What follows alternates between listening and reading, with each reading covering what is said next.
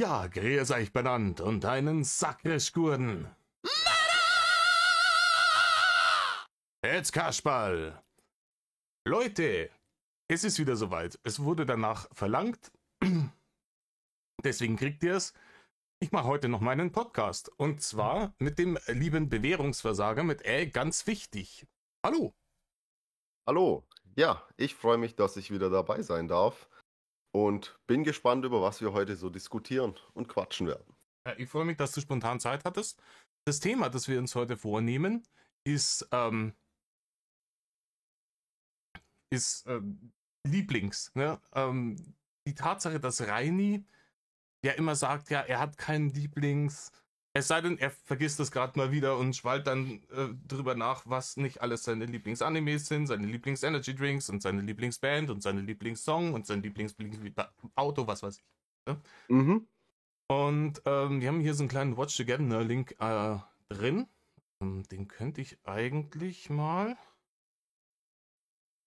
Top vorbereitet, by the way.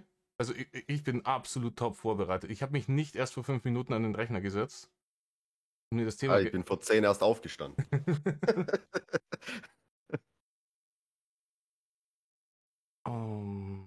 Together, Google Chrome. Da sind wir doch. Warte mal her. Den weg, den Döner Dullikopf auch. Wir spielen ein kleines Video ein, das ich im Internet gefunden habe. Auf so einem irgendwer hat das hochgeladen, das ist ein Mini-Kanal, keine Ahnung. Also nicht wirklich ein ernsthafter Kanal, der irgendwie, glaube ich, das wirklich betreiben will. Der hat 7 Abonnenten oder so. Keine Ahnung, ich hab auf YouTube einfach gesucht, Drachenlord Lieblings und haben so ein kleines, kompaktes Video gefunden. Das dauert 2,5 Minuten. Und ja, du mein Gast bist, kriegst du den ersten Playbutton. Ne? Vielen Dank.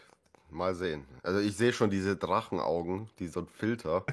Es kotzt mich jetzt schon wieder an. Die klassische Zeit aus der hier extrem TikTok-Obdachlosen Staffel. Der Fettfilter und der Augenfilter, Alter. Ich bin da auch übertrieben nett geworden von der Scheiße. Wenn du dir den Daumen anschaust, schau dir den Daumen an und das vor allem der Daumen ist so lang gezogen und an der Hand, siehst du das unten, dass da der Fettfilter aufhört? Mhm, ja. Der Daumen geht da so runter und da, wo er ansetzt, geht auf einmal die Hand so rüber. Also die Hand ist nicht mehr entfettet, aber der Daumen ist entfettet worden. So, man sieht's halt. Aber Rainer hat behauptet, er hat nie einen Anti-Fettfilter benutzt. Ja, guck mal, wenn du nur auf die Hand und den Daumen so guckst, gell? Weißt du, wie das aussieht? So wie so ein schlechtes Bild von dem Monster von Loch Ness. Irgendwie, gell? Ja. Wo so aus dem Wasser guckt. Oh, das sieht aus, keine Ahnung. Ja, okay. Ich drück mal. Drücken Sie mal. Was ist dein Lieblingsanime? Sowas wie mein Liebling habe ich eigentlich gar nicht, aber einer, der bei mir ganz oben auf der Liste steht, ist Clannad. Okay, ich kenne leider nicht. Was ist dein Lieblingsbier? Habe ich tatsächlich gar keins. Darüber wollte ich jetzt kurz reden. Also erstens so hier, der Geisterfilter, der ist auch fürchterlich gewesen. Also ein Filter jagt den anderen, sie sind alle behindert einfach. Absolut. Hab ich tatsächlich gar nicht. Und dann zieht er die Augenbrauen so hoch und setzt sich mit den verschränkten Armen so hin und schaut so rein. So, habe ich jetzt dein Interesse geweckt? Bin ich jetzt interessant? Ne? Also, ja, Mann, es kommt wirklich so rüber, gell? So, hab ich eigentlich gar nicht. Mhm. Und jetzt komm, frag mich, warum. Nee, er hat gesagt, hab ich tatsächlich sogar gar nicht. Ne? Ach so, ja, stimmt. Ja. Das noch so hervorheben, so, schaut mich an, wie besonders ich bin. Ja, dieses tatsächlich sogar, das ist, ja, das sagt er sehr oft, gell, wenn er sich irgendwie interessanter machen will oder wenn es so wirken soll, als wäre das jetzt irgendwie was Krasses, was Besonderes. Ja. Und ich glaube, das ist natürlich die ganze Idee hinter dieser, ich habe keine Lieblingssachen. Ne? Jeder Mensch hat irgendwelche Lieblingssachen. Aber ich greife vor, lass erstmal die Scheiße hier fertig schauen. Ihr habt noch nicht unterschwellig gehatet, außer vielleicht die Frage nach meinem Lieblingsauto, weil Lieblingssachen habe ich an sich nicht. ihn nach seinem Lieblingsauto zu fragen, in einem TikTok-Stream, in dem du zufällig da reingewürfelt wurdest, ist unterschwelliges Haten. Ja, natürlich. Und jetzt erinnere dich mal kurz an ein paar Discord-Leaks, TS-Leaks oder sogar im Interview mit der Drachenlady. Da gibt es ja dieses tolle imaginäre Auto, die Dodge Cobra, die es ja einfach nicht gibt. Hier ist eine Shelby Cobra. Genau. Oder Dodge Viper gibt's. Ja. Oder Shelby Cobra, ja. Aber es gibt keine Dodge Cobra. Aber ich habe gehört, die Dodge Viper soll übelst das Schrottauto gewesen sein. Ja, El Bandi hatte auch so eine in einer Folge. Das schön ausgesehen hat, aber übelstes Schrottding. Also habe ich gehört. Ich bin noch nie eine gefahren, ich kenne auch keine, der eine gefahren ist, aber man hört ja im Internet so Sachen. Ne? Ist ja auch schon uralt. Ja, das war in den 90ern. Amis nicht sogar noch früher? Nee, Dodge Viper war in den 90ern. Achso, Viper, ja, Viper, ja. Das weiß ich noch, weil die hatten da extra eine Fernsehserie gemacht, eigentlich nur aus Werbegründen so. Mhm. Komplett bescheuert. Ja. Naja, ich glaube, die amerikanischen Autos, die waren jetzt eh nicht so besonders für ihre gute Qualität bekannt. Siehst ja auch an den Preisen, so im Vergleich mit deutschen Automarken. Aber ja, keine Ahnung. Ich finde es eigentlich ganz witzig, dass er immer wieder so ein Auto nennt, das es halt nicht gibt. Aber wie zu bleiben, ich finde es halt wirklich, ich find's erschreckend, wenn man sagt, ja, einfach fragen, hey, was ist dein Lieblingsding, ist schon unterschwelliges Haten. Und ja, wir haben ja, wo du es gerade angesprochen hast, hier Drachenlady und Drachenbruder, ja, Barcelona, da hat er selber die Fragen gestellt, so, was ist dein Lieblingsland, ne? Und da war es komischerweise noch nicht unterschwelliges Haten. Nee, das merkt man auch in den ganzen, ja, älteren Videos.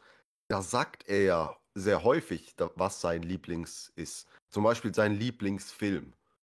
Ja. Da sagt er ja mit Abstand die Reise ins Labyrinth oder durchs Labyrinth oder wie das heißt, keine Ahnung. Da sagt er das ja. Dieses Ich hab keinen Lieblings, das kam erst viel später. Ich habe das gerade nicht mehr auf dem Schirm. Welcher Film ist das? Ist das der mit David Bowie? Mit David Bowie, okay, ja, dann habe ich es auf dem Schirm. Also ich kenne da nur Ausschnitte davon. Ich habe tatsächlich diesen Film noch nie gesehen. Ich auch nicht. Der ist irgendwie aus den 80ern oder 90ern, irgendwie sowas. Es ist ein relativ alter Film, auch so mit Puppen und so weiter. Habe ich auch nie gesehen. Aber das ist sein Lieblingsfilm, hat er damals häufiger gesagt. Auch der hatte ja auch früher so Top-Listen und sowas. Und als ob sein Lieblingsspiel nicht Zelda ist. Ja, seine Lieblingsspieleserie ist Zelda, seine Lieblingsband ist, je nachdem, mal ist es Dragon Force, weil da Dragon drin vorkommt, oder dann ist es Amon Amarth, weil die sind richtig badass, Alter. Und ja, oder Matthias Reim. Es ist...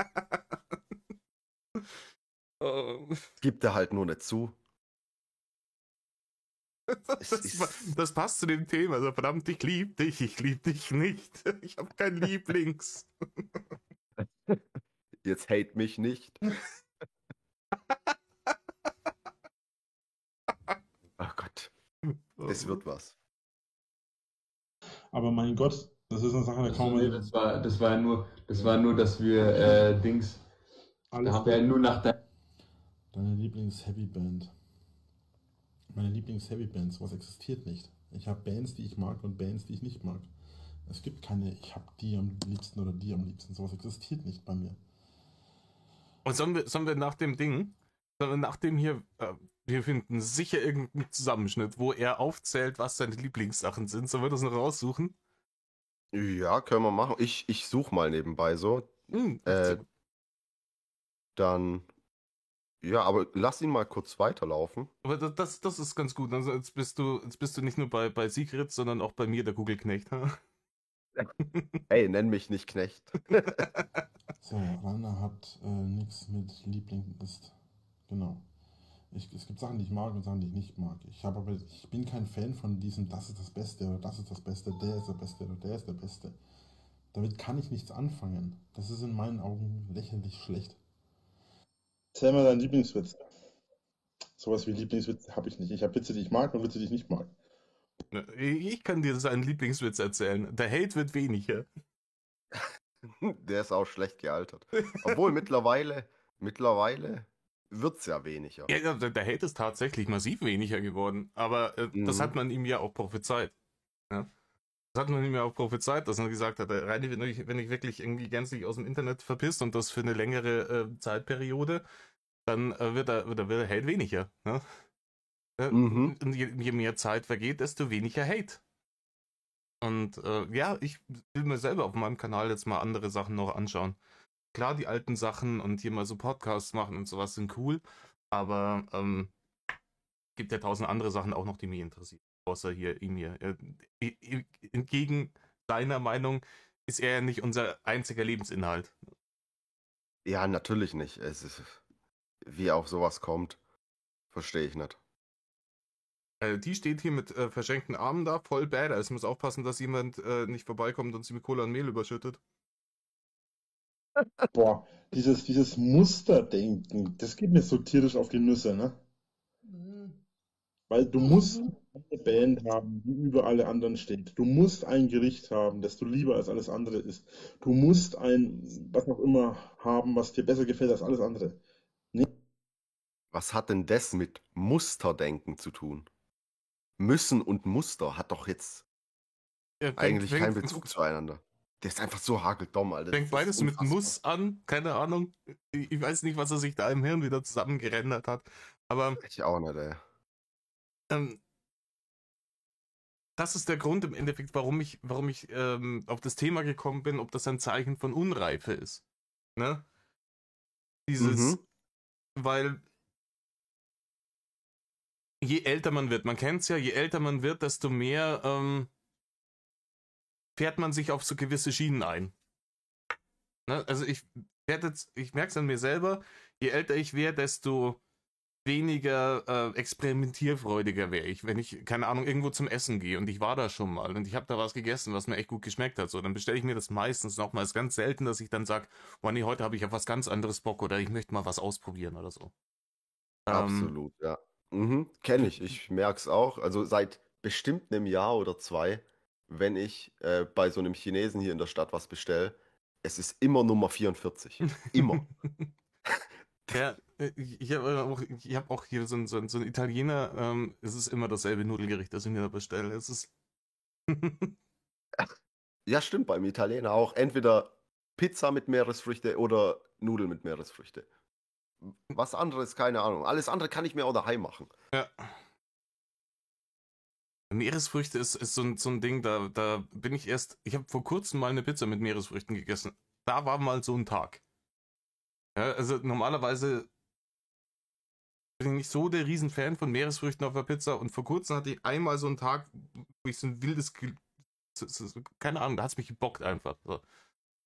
Und da, aber ansonsten bei Pizza ist es, ja, aber ich muss auch sagen, die Pizza, die ich normalerweise esse, die ist die Grenze an Perversion für die meisten Leute. Wieso? Komm, hau raus mit was. Scharfe Salami, Gorgonzola und Ananas. Also die Kombination ist schon ein bisschen wild, aber ja, Gorgonzola-Nudeln mag ich auch sehr. Das mögen ja auch viele nicht. Scharfe Salami sowieso geil. Aber da noch Ananas drauf, Ich stehe auf dieses süß mit salzig, also ne, die Kombination, ich mag das total gern.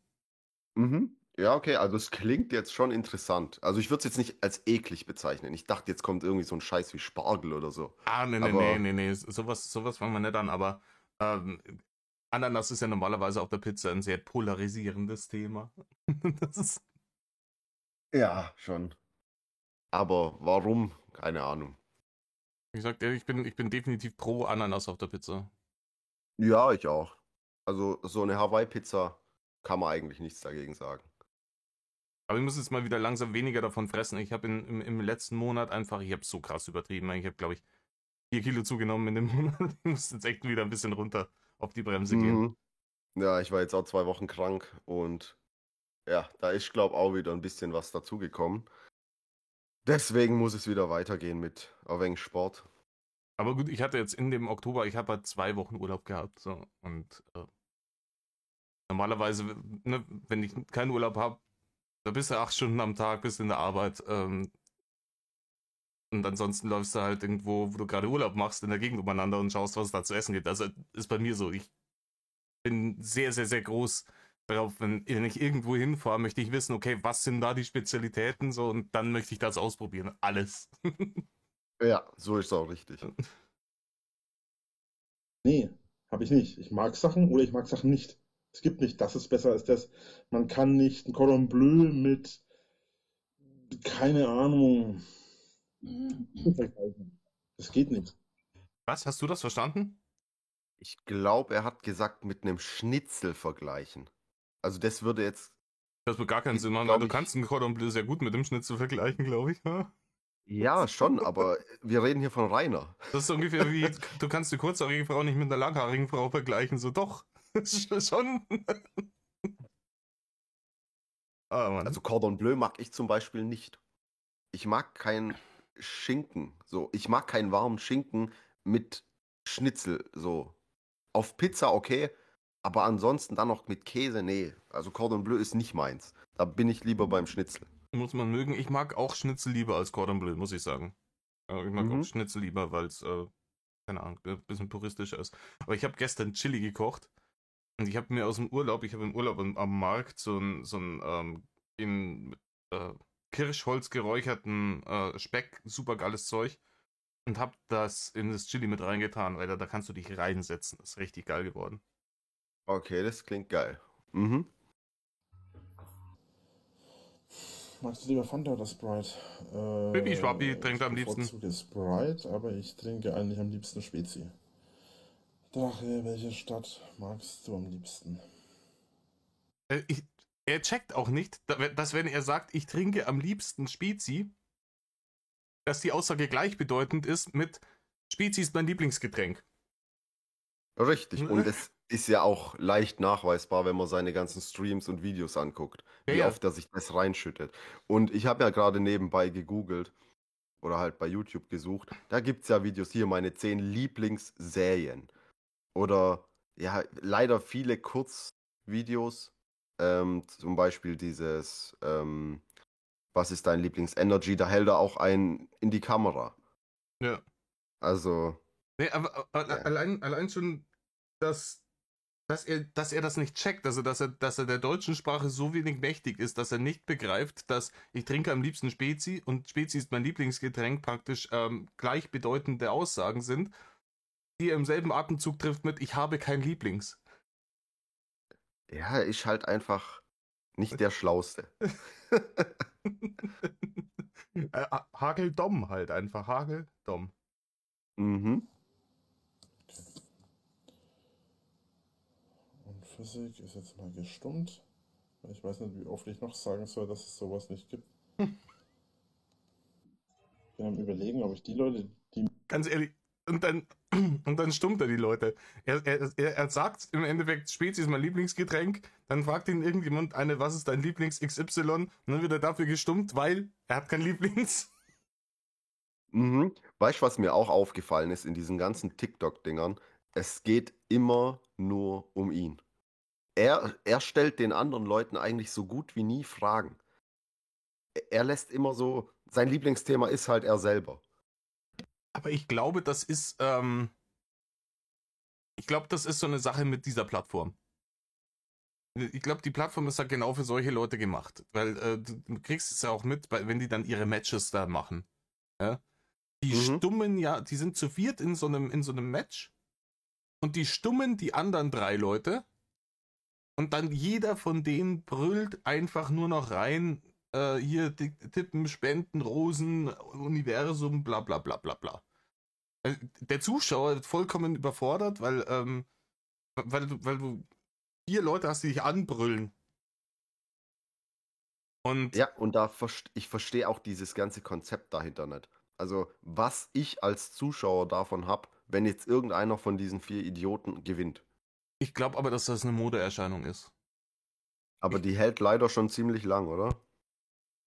Was TikTok gibt's ja jetzt schon eine Modeerscheinungen, Weile. was Modeerscheinungen heutzutage angeht, ist tatsächlich richtig, glaube ich. Ja. Also normalerweise Trends halten ja heutzutage nicht mehr lang. Früher war ja, so ein Hallo Ibims hat mal ein ganzes Jahr lang gehalten. Sowas ist heutzutage nach 4 Wochen wieder weg und dann ist das nächste in.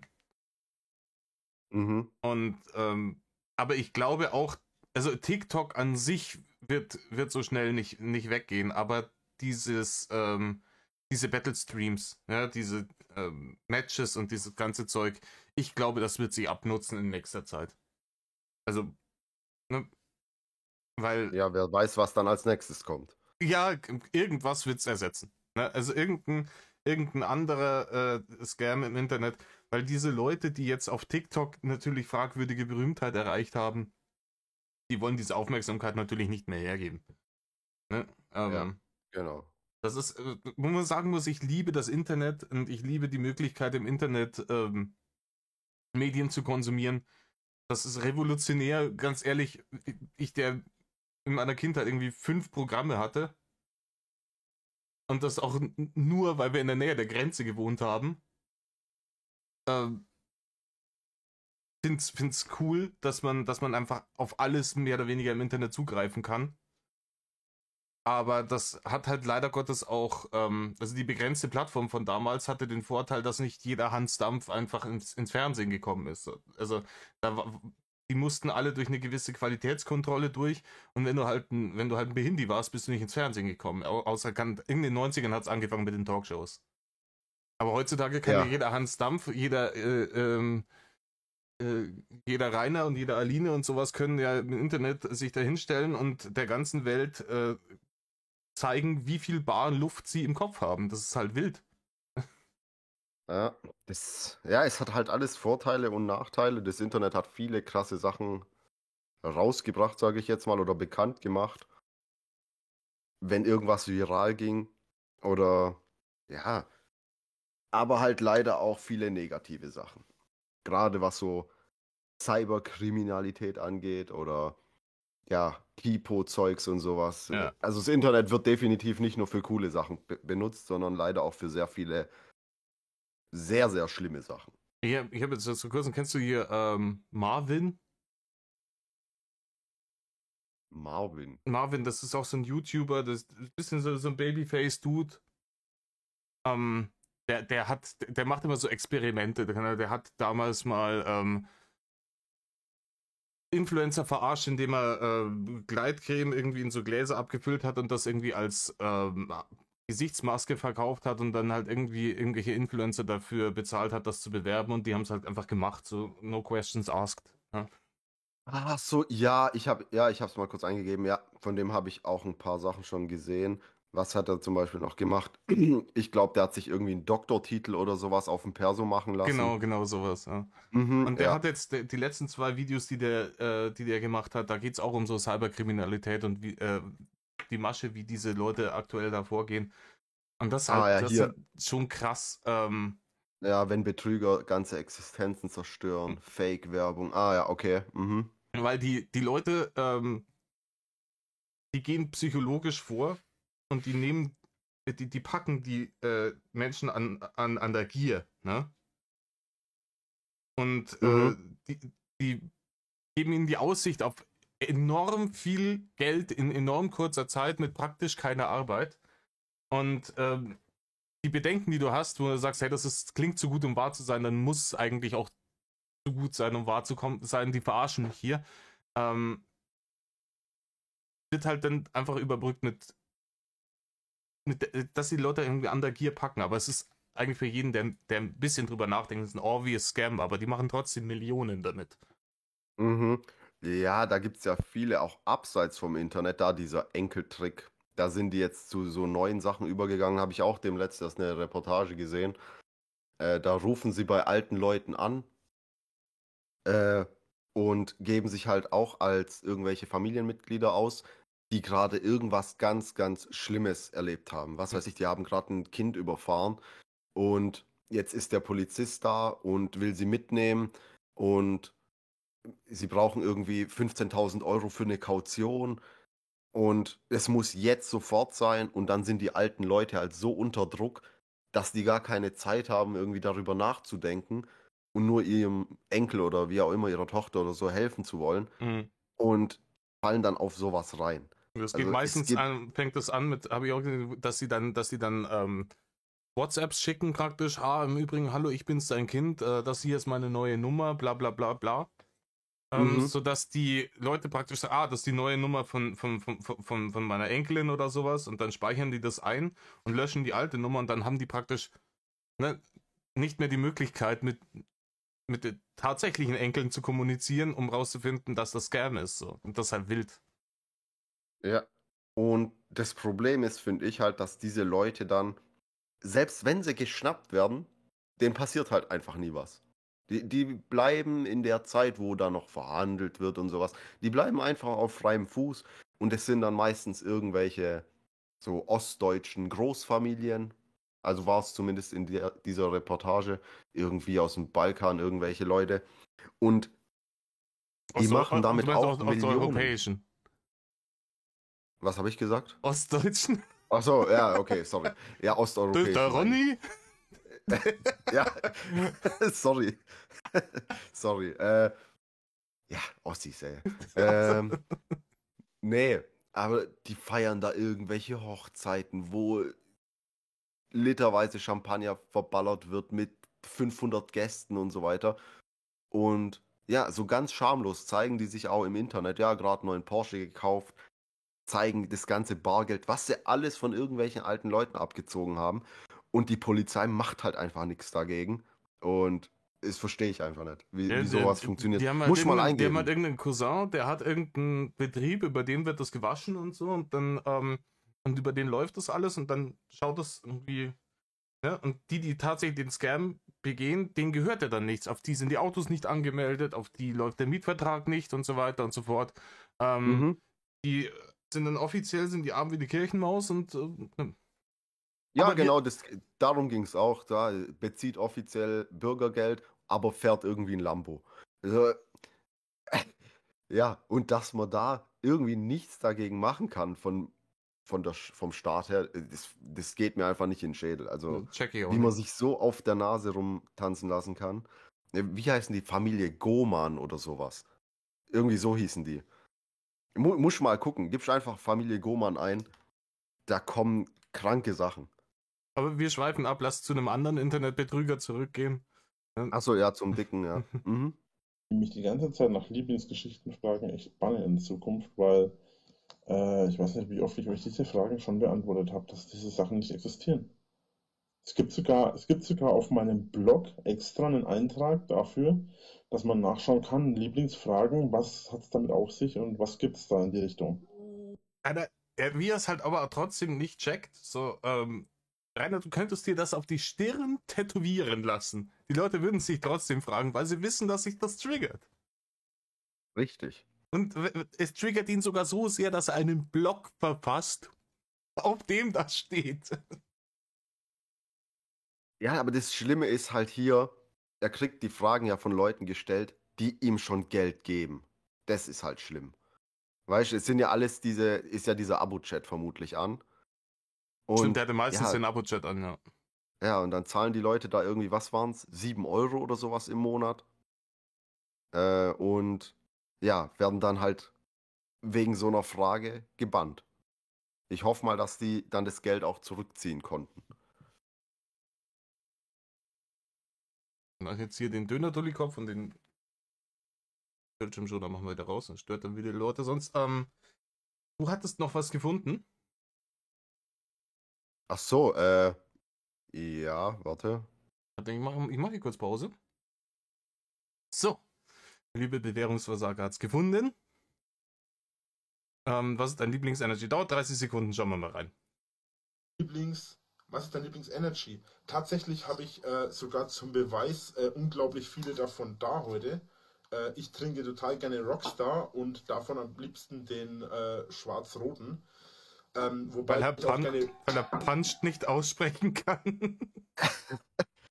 Ist aber, nee, das macht doch, glaube ich, gerade keinen Sinn, oder? Das Punch ist doch von Monster, oder? Nee, er hat jetzt hier doch diesen Ding hochgehoben. Wobei ich auch... Warte. Fanta Punch? Von da heute. Ich trinke. Hier. Rockstar, Punched. Ach so, okay. Also, aber von Monster gibt es auch einen, der heißt Punch. Ja? Oder? Also, und der hier heißt total Punched. gerne Rockstar Okay. und davon am liebsten den schwarz-roten. Wobei ich auch gerne.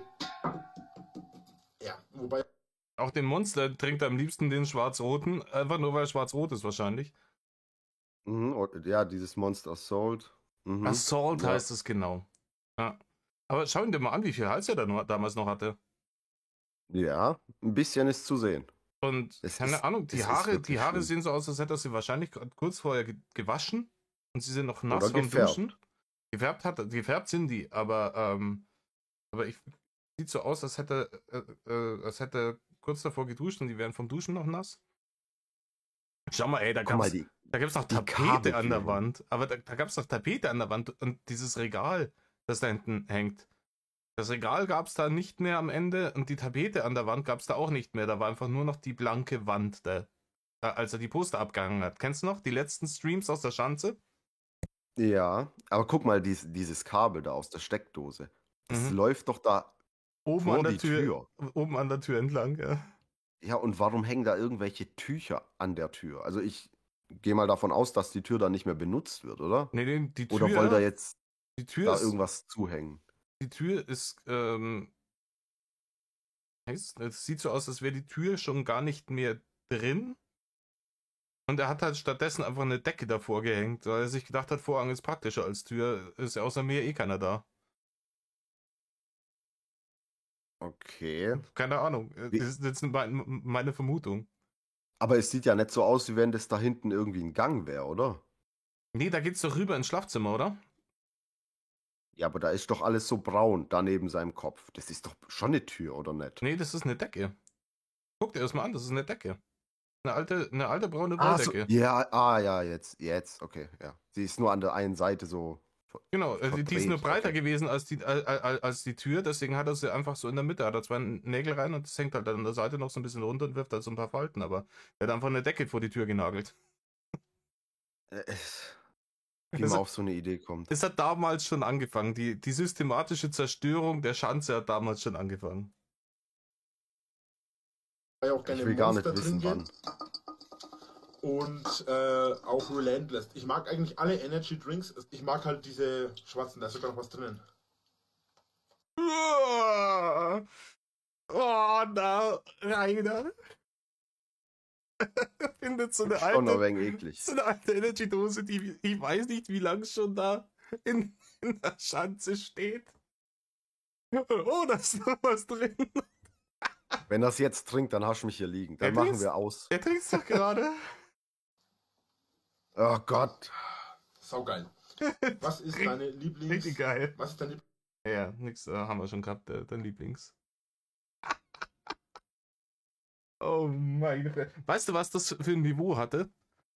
Kennst du eine von den ganz frühen Simpsons-Folgen, wo Moe glaubt, er hat den mysteriösen Scherzanruf-Troll und zieht los, um ihn aufzuschlitzen und dann, ich bin gleich wieder da. Barney bleibt weg vom Zapfhahn. Wo hältst du mich, Moe, für einen krankhaften Schlucker? Oh, da hat jemand Bier in den Aschenbecher verschüttet.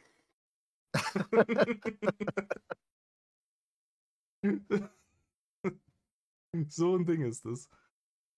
Ja, aber wie gesagt, meine Theorie ist, man entwickelt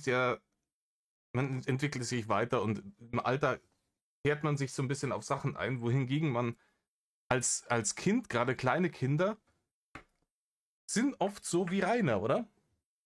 Die haben jeden Tag irgendwas anderes, was sie toll finden und erzählen das dann auch so. Hör mal Rainer zu, wenn er über irgendwelche Animes spricht.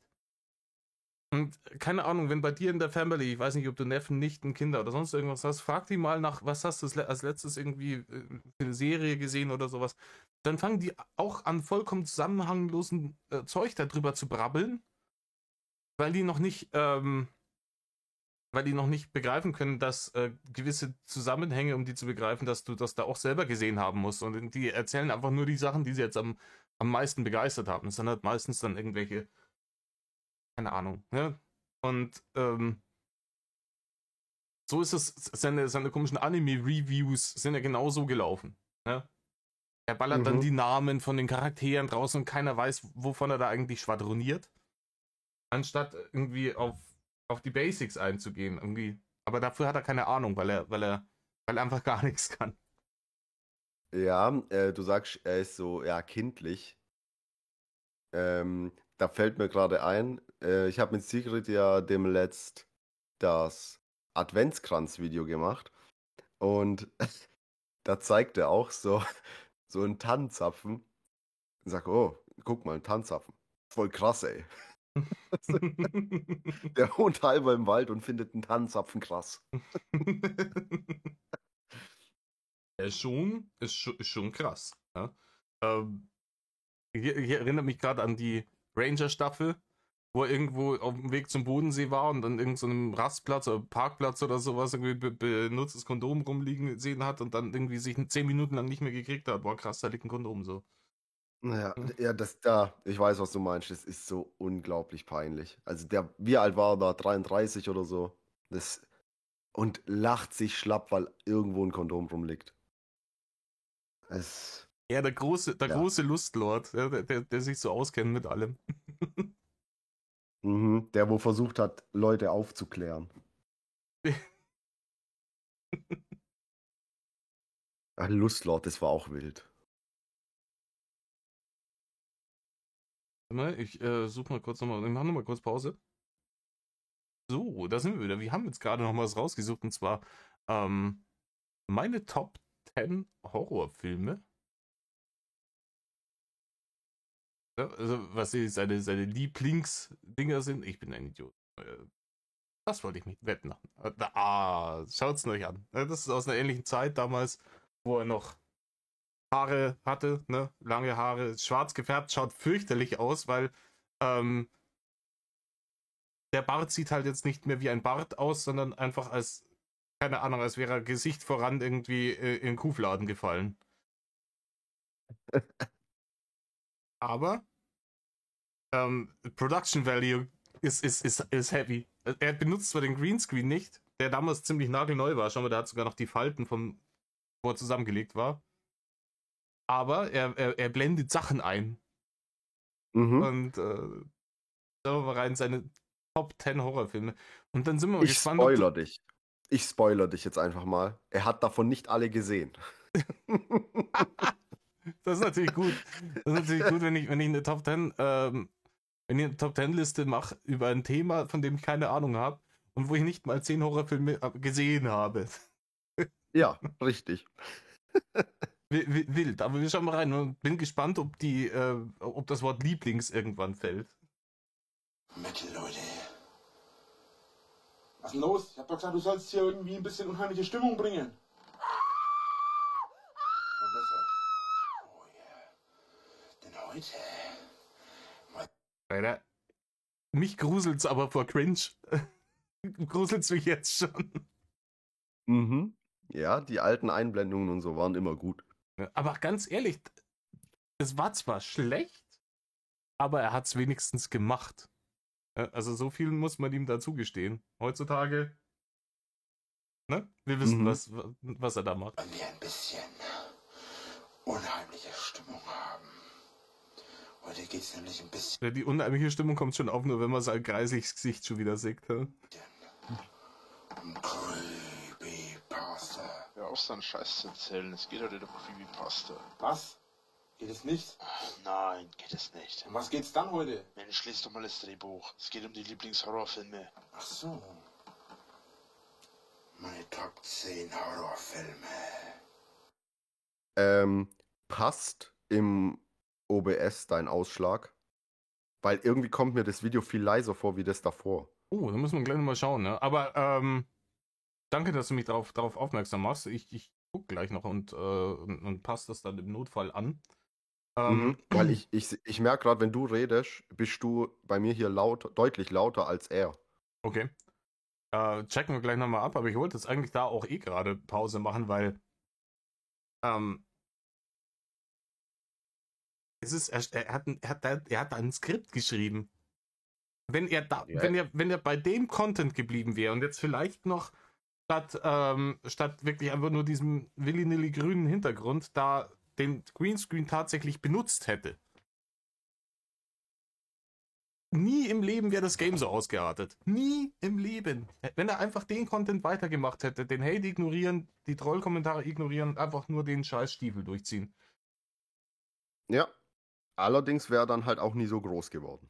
Ja klar, Gehe ich mal davon aus. Dann hätte er halt irgendwie so ein bisschen so ein Kult-Following gehabt von vielleicht ein paar tausend Leuten, die sich darüber kaputt gelollt haben.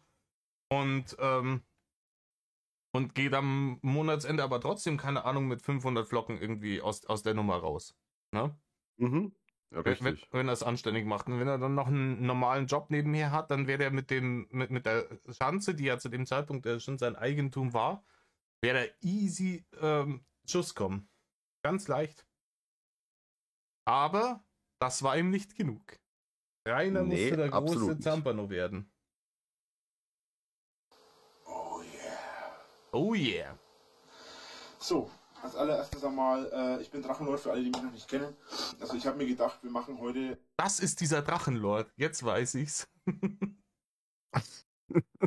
Oder wir machen die ganze Woche ein bisschen Horrorfilm-Action, in denen ich euch meine Top 10 Horrorfilme, Horrorspiele, vielleicht von Horrorspielen vielleicht eine Top 10, weil da habe ich nicht so viele, die ich zock, beziehungsweise so viele, die ich kenne. Er zockt halt immer dieselben Spiele und da sind keine Horrorspiele dabei. Es ist immer Salat und ja, ich weiß nicht, ist Man-Eater ein Horrorspiel? Keine Ahnung. Nee, absolut nicht. Aber habe ich auch gespielt, das ist kein Horrorspiel. Okay. Nee, ich habe das nie gespielt. Aber Horrorspiele sehe ich halt so, keine Ahnung, Alone in the Dark, Resident Evil oder sonst irgendwas, oder? Genau, Silent Hill, Dead Space, Dead solche Space Sachen. ist großartig. Saugutes Spiel. Aber nur der erste und zweite. Der dritte ist scheiße. Den dritten habe ich nicht gespielt. Ich habe den ersten gespielt und den zweiten. Aber der erste ist wirklich bombastisch. Eins meiner Lieblingshorrorspiele auf jeden Fall. Ja, bei mir auch. Vor allem es gibt ja vom ersten sogar ein Remake, was ja letztes Jahr, glaube ich, oder so rauskam. Auch richtig, richtig geil. Die haben einfach so diese Atmosphäre perfekt eingefangen und noch so dieses Raumschiff noch so ein bisschen erweitert, dass du jetzt sowas wie Nebenmissionen hast. Ja, so relativ kurze, kommst in so ein paar neue Abschnitte von dem Raumschiff und ja, einfach richtig, richtig geil. Ja, das muss ich mal spielen. Ich hab ja PlayStation Plus und da war das ja drin vor 1 oder 2 Monaten. Ne? Ja. Aber mein Pile of Shame ist so hoch, ich muss jetzt erstmal, heute und morgen werde ich Visions of Mana fertig spielen. Und wenn ich dann noch Zeit habe, haue ich noch ein bisschen Space Marine 2 rein. Und danach hatte ich geplant, entweder Dead Space oder SpongeBob. Welches SpongeBob? Battle for Bikini Bottom oder das Cosmic Shake? Cosmic Shake. Ja. Okay. Das will ich eigentlich auch noch zocken, ja. Ich habe so viele Games, die ich zocken will, aber Malochene kommt nur oft dazwischen. Ja, ich zock auch zurzeit das Silent Hill 2 Remake. Da habe ich auch nur Gutes davon gehört bisher. Es ist wirklich sehr, sehr gut. Also es macht richtig, richtig Bock. Ich habe Silent Hill niemals gespielt damals, deswegen.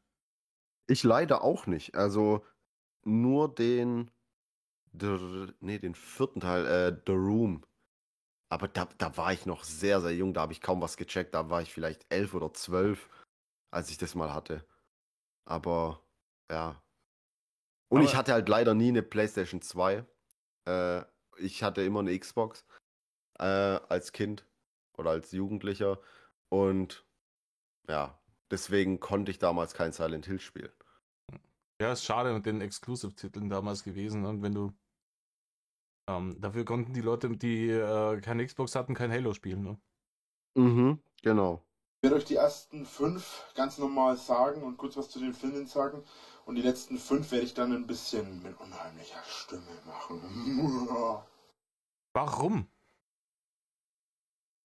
Verstehe ich auch nicht ganz. Ich mache eine Top-10-Liste. Und die erste Hälfte von der Top-10-Liste mache ich so und die andere Hälfte mache ich komplett anders. Warum?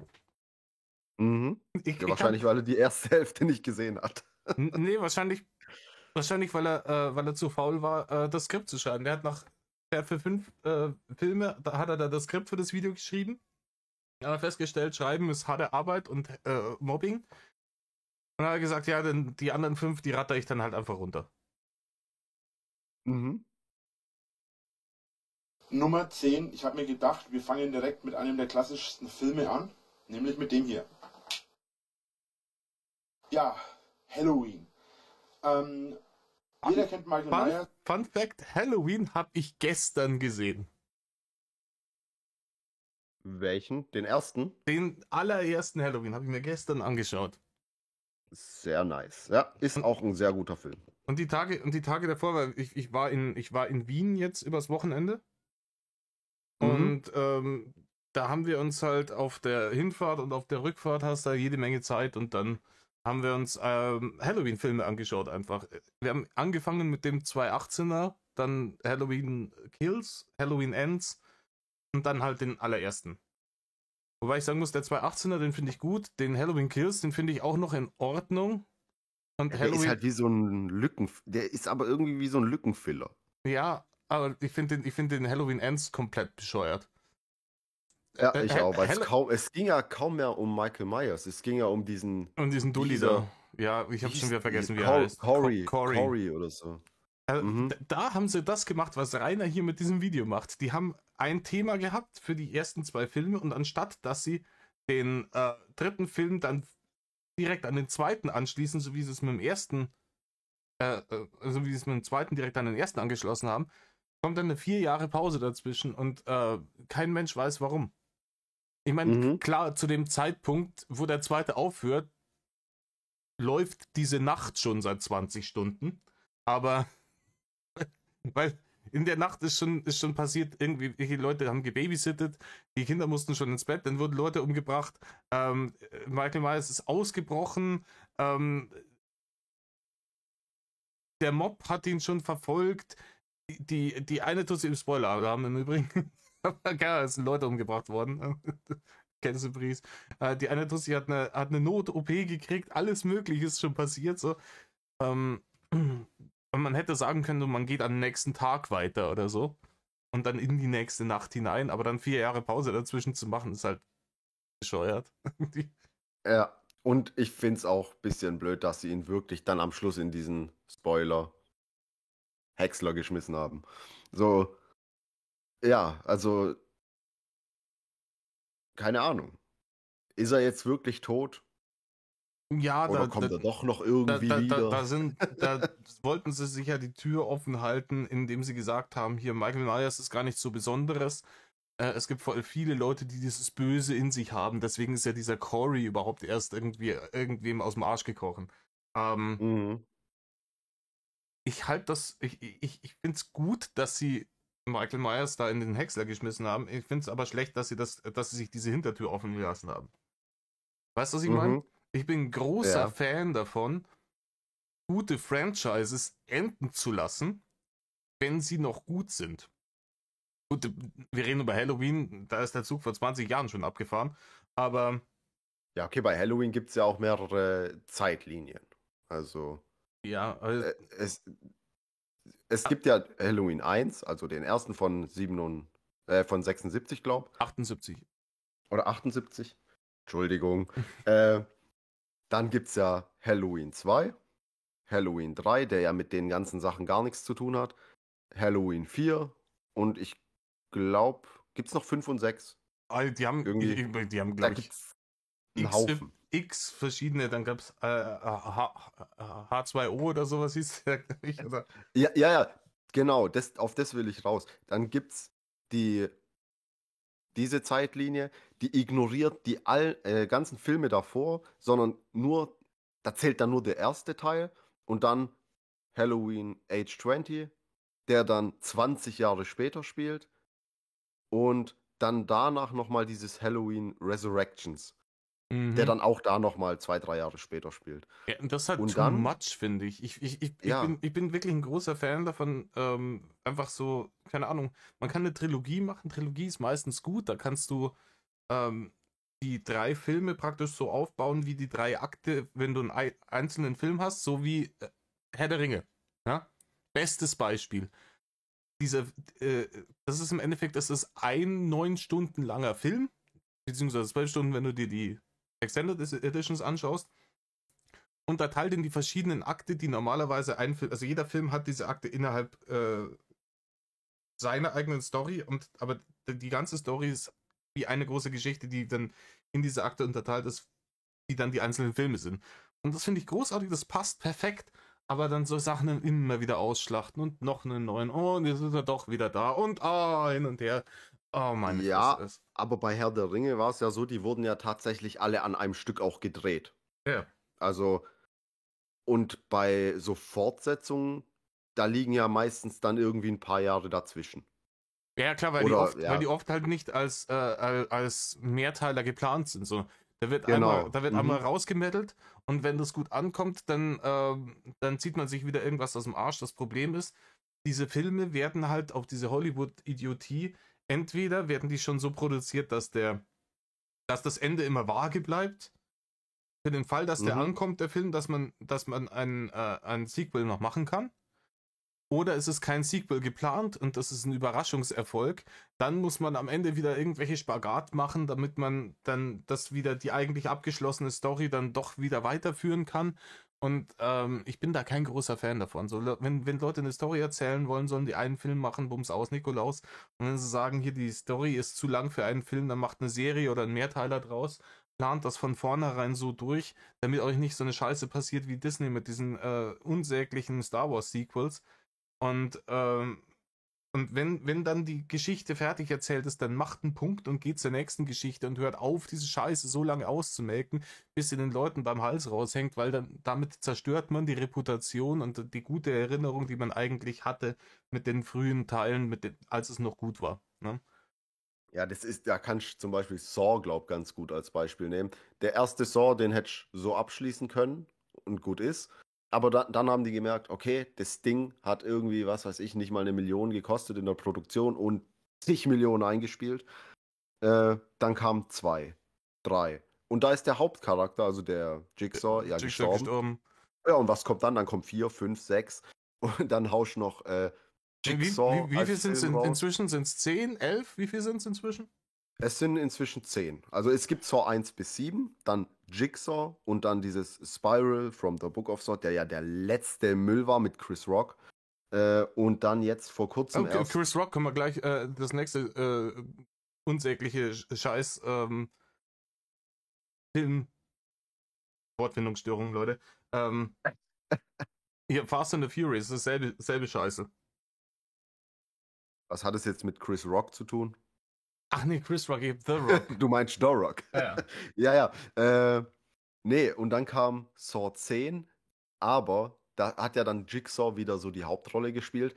Und dann haben sie es so gedreht, dass dieser Film zwischen dem ersten und dem zweiten oder zwischen dem zweiten und dem dritten spielt. Ich glaube zwischen dem zweiten und dritten. Ich bin mir gerade nicht ganz sicher. Aber auch irgendwie fast 20 Jahre später, also wurde der gedreht. Und ja, da siehst du dann den Protagonisten auch an. Ja, das ist auch immer wild. Wenn dann sowas passiert. Hast du Breaking Bad gesehen?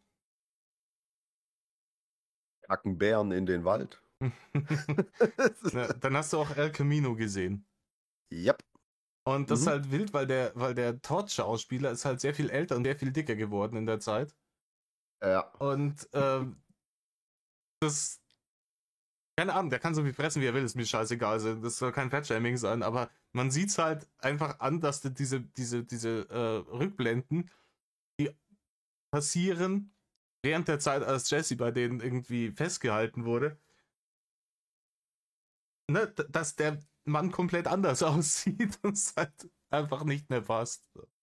Aber ja, wir schweifen schon wieder ab, mal sagen, was Rainer über Halloween zu sagen hat. Das stimmt. Zumindest die Älteren von euch, die Jüngeren, werden es vielleicht nicht mehr kennen, ich weiß es nicht, aber jeder kennt diese Musik.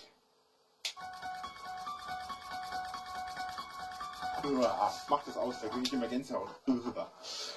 Danke, Rainer. Du hast es kurz genug eingespielt, dass es kein Copyright-Bullshit gibt, huh? So, Das Coole ist, dass ich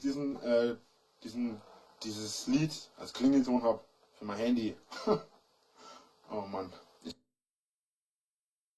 Ist das jetzt cool? Also ich habe den als Klingelton für mein Handy. Scheißt sich jedes Mal in die Hose dann. Das war zu Zeiten, als er noch nicht so viele Hater-Anrufe gekriegt hat. Später hätte das deutlich besser gepasst. Dass der Telefonterror losging. 300 Mal am Tag. Ich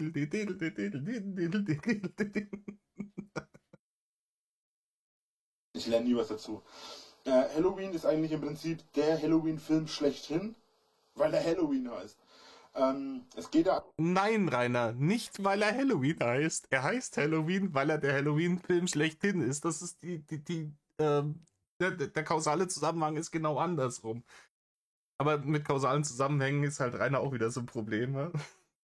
Halloween ist der Halloween-Film, weil er Halloween heißt. Nein. Halloween spielt an Halloween und ist gemacht worden für diese Zeit als Horrorfilm und heißt deswegen Halloween. Ey, ich muss dir das jetzt einfach erzählen. Ich habe mir seit Jahren mal wieder einen Kürbis gekauft und den auch geschnitzt.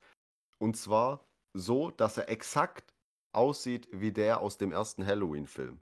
Ich muss dir mal ein Bild davon schicken. Achso, ich hätte gedacht, dass er aussieht wie Rainer. Nein, ey, komm. Also das mache ich mit dem Kürbis nicht. Aber Kürbis. Ja. Ich musste das irgendwann mal schicken. Also ich habe es, glaube ich, echt gut hingekriegt, dass er echt so aussieht wie der am Anfang von Halloween 1 eingeblendet wird. Da am Anfang, während die Credits laufen. Mhm. Oder nicht Credits, halt da, wer mitspielt und so weiter. Mhm. Schick mir da mal ein Foto. Ich habe neulich irgendwie auch von Kumpels Fotos zugeschickt gekriegt, die Halloween-Kürbisse geschnitzt haben. Auf einem anderen Level. Ich weiß nicht, wie die das gemacht haben. Die haben da, der eine hat mehr oder weniger dieses Filmplakat von The Shining, ne, wie Jack Nicholson so durch diese Tür schaut, in den Kürbis geritzt und das sah OG genau so aus. Ja, Mann, das habe ich mal gesehen, als ich so nach halt, Muster gegoogelt habe. Ja. Die machen das halt, die schnitzen halt an der einen Stelle ein bisschen tiefer rein in den Kürbis und an der anderen Stelle ein bisschen weniger tief, damit es eine Schattierung auch noch gibt. Das sieht bombastisch krass aus. Ich bin ja künstlerisch gar nicht begabt und ich check immer nicht, wie jemand sowas machen kann. Also, ganz, ganz großen Respekt vor Leuten, die sowas können. Mhm, richtig. Eigentlich auch immer irgendwie um Halloween, also das spielt auch immer an Halloween, so viel ich weiß. Ist ein bisschen unheimlich, finde ich aber ziemlich cool. Ich persönlich bin nicht der typische Michael. Halloween ist der Halloween-Film. Er spielt an Halloween und ist ein bisschen unheimlich. Also das hätte der Klappentext für den Film sein sollen. Da hätte er sich richtig gut verkauft. Und dann ist dann noch da unten Halloween. Ein bisschen unheimlich. Wenn er so die schreiben doch immer so Credits hin von irgendwelchen Leuten, die es reviewed haben. So, die New York Times sagt, ist ein bisschen unheimlich. Rainer Winkler sagt, voll übel, Alter. Richtig badass, Alter. Meierschauer, aber man kann die Filme echt lassen, die sind echt in Ordnung. So, die Nummer 9. Ich finde es ja gut, dass die Halloween-Filme Rainer so hohen Qualitätsstandards genügen. Ist einer, den ich das erste Mal im Kino gesehen habe. Da war ich, glaube ich, 22 oder was, oder 21, bin mir nicht mehr ganz sicher. Das ist... Hab's dir mal geschickt. Oh, Rainers erste Berührung mit Freddy Krueger war das Remake. Von den frühen 2010ern ist das, glaube ich. Ne? Mhm, da wird der Freddy als so ein Pedo dargestellt, gell? Ja gut, das wird in den Originalfilmen auch angedeutet. Also die aber Story, nur so angedeutet bisher. Also es wird schon ziemlich deutlich angedeutet, aber also die Story ist schon immer unterschiedlich. Mal ist es tendiert so in die Richtung, er hat es tatsächlich getan, mal tendiert es in die Richtung, die haben ihn unschuldig gekillt, aber so diese Grundidee, die ist eigentlich schon immer mit drin. Ich muss ja sagen, von diesen ganzen klassischen alten Slasher-Filmen, Halloween, Freitag der 13. Nightmare on Elm Street, mag ich Nightmare on Elm Street tatsächlich am liebsten. Ich liebe Freddy Krueger, weil sich die Filme auch nicht so ernst genommen haben. Ich finde die bombastisch und lustig auch einfach. Ja, ich habe die 7 Film-Collection hier auch rumstehen. Ich habe sie auch auf da stehen. DVD. So eine graue Box, wo Nightmare on Elm Street draufsteht. Ich habe mir die So einen roten Schuber habe ich. Ah nee, bei mir ist es ein grauer Schuber, warte mal. Aber ich habe die aus Italien bestellt, weil die halt einfach nur die Hälfte gekostet haben in Italien. Da steht halt dann auf Italienisch vorne drauf. Aber du kannst halt dann normal auf Englisch stellen, passt alles so. Mhm. Ja, die Hüllen sind alle so rot. Die Hüllen sind rot bei mir, ja. Die Hüllen sind alle rot. Mhm. Nightmare on Elm Street. So. Und irgendwie klingt meine Lache alles andere als unheimlich. Und irgendwie, ganz ehrlich, das ist auch wieder so ein Punkt. Ja. Diese Filme, die kriegst du ja überall her. Keiner hätte sich hinsetzen können und sagen, hey, ich mache hier für Halloween so ein Top 10 Horrorfilm-Video. Ja, dann schau dir wenigstens den ersten Nightmare on Elm Street mal an. Er erzählt jetzt hier, er hat nur das Remake gesehen. Das ist kein Standard. Das ist nicht der Grund, warum der Charakter so beliebt ist. Das ist nicht der Grund, warum das alles so ikonisch ist. Du musst dir den ersten Film anschauen, um zu verstehen, warum Freddy Krueger einfach auch so ein Pop-Culture-Phänomen geworden ist. Ja, richtig. Wie auch immer. Nightmare on Elm Street ist auf jeden Fall eine... Aber in Nightmare on Elm Street kommen natürlich keine Manga-Mädchen drin vor, die minderjährig aussehen, auf die man sich anschrubben kann, so deswegen couldn't be asked to do that. Ja, gebe ich dir recht. Der wohl mit bekanntesten Horrorfilmen schlechthin. Er gehört definitiv zu den absoluten Elite-Filmen der damaligen Zeit. Zu unserer heutigen Zeit lacht man über den Film vielleicht. Nein, Rainer, das war damals kein Elite-Film. Das war ein Low-Budget B-Movie. So wie eigentlich alle Horrorfilme damals. So, also genau wie Freitag der 13. oder der erste Halloween. Okay, vielleicht den nicht als B-Movie. Ich weiß nicht, ob der John Carpenter damals schon. Okay, der war ja damals auch nicht so alt. Keine Ahnung. Ja, aber ob der damals auch schon extrem bekannt war, weiß ich jetzt gerade nicht. Aber gerade diese Nischenhaftigkeit und so ein bisschen dieses Low-Budget-Ding ist ja der Grund, warum die Kult geworden sind. Ja, die sind nicht Elite, die sind Kult. Ja. Dennoch finde ich, es gibt da gleichzeitig, das ist sowohl die gleichzeitig genialste als auch die schlechteste Idee für den Charakter gewesen. Und zwar, er ist tot, das heißt, er ist unsterblich. Er ist eine unheimliche Persönlichkeit, weil er unsterblich ist. Der ist tot, also ist unsterblich. Klassische Logik einfach. Klassischer Weiner.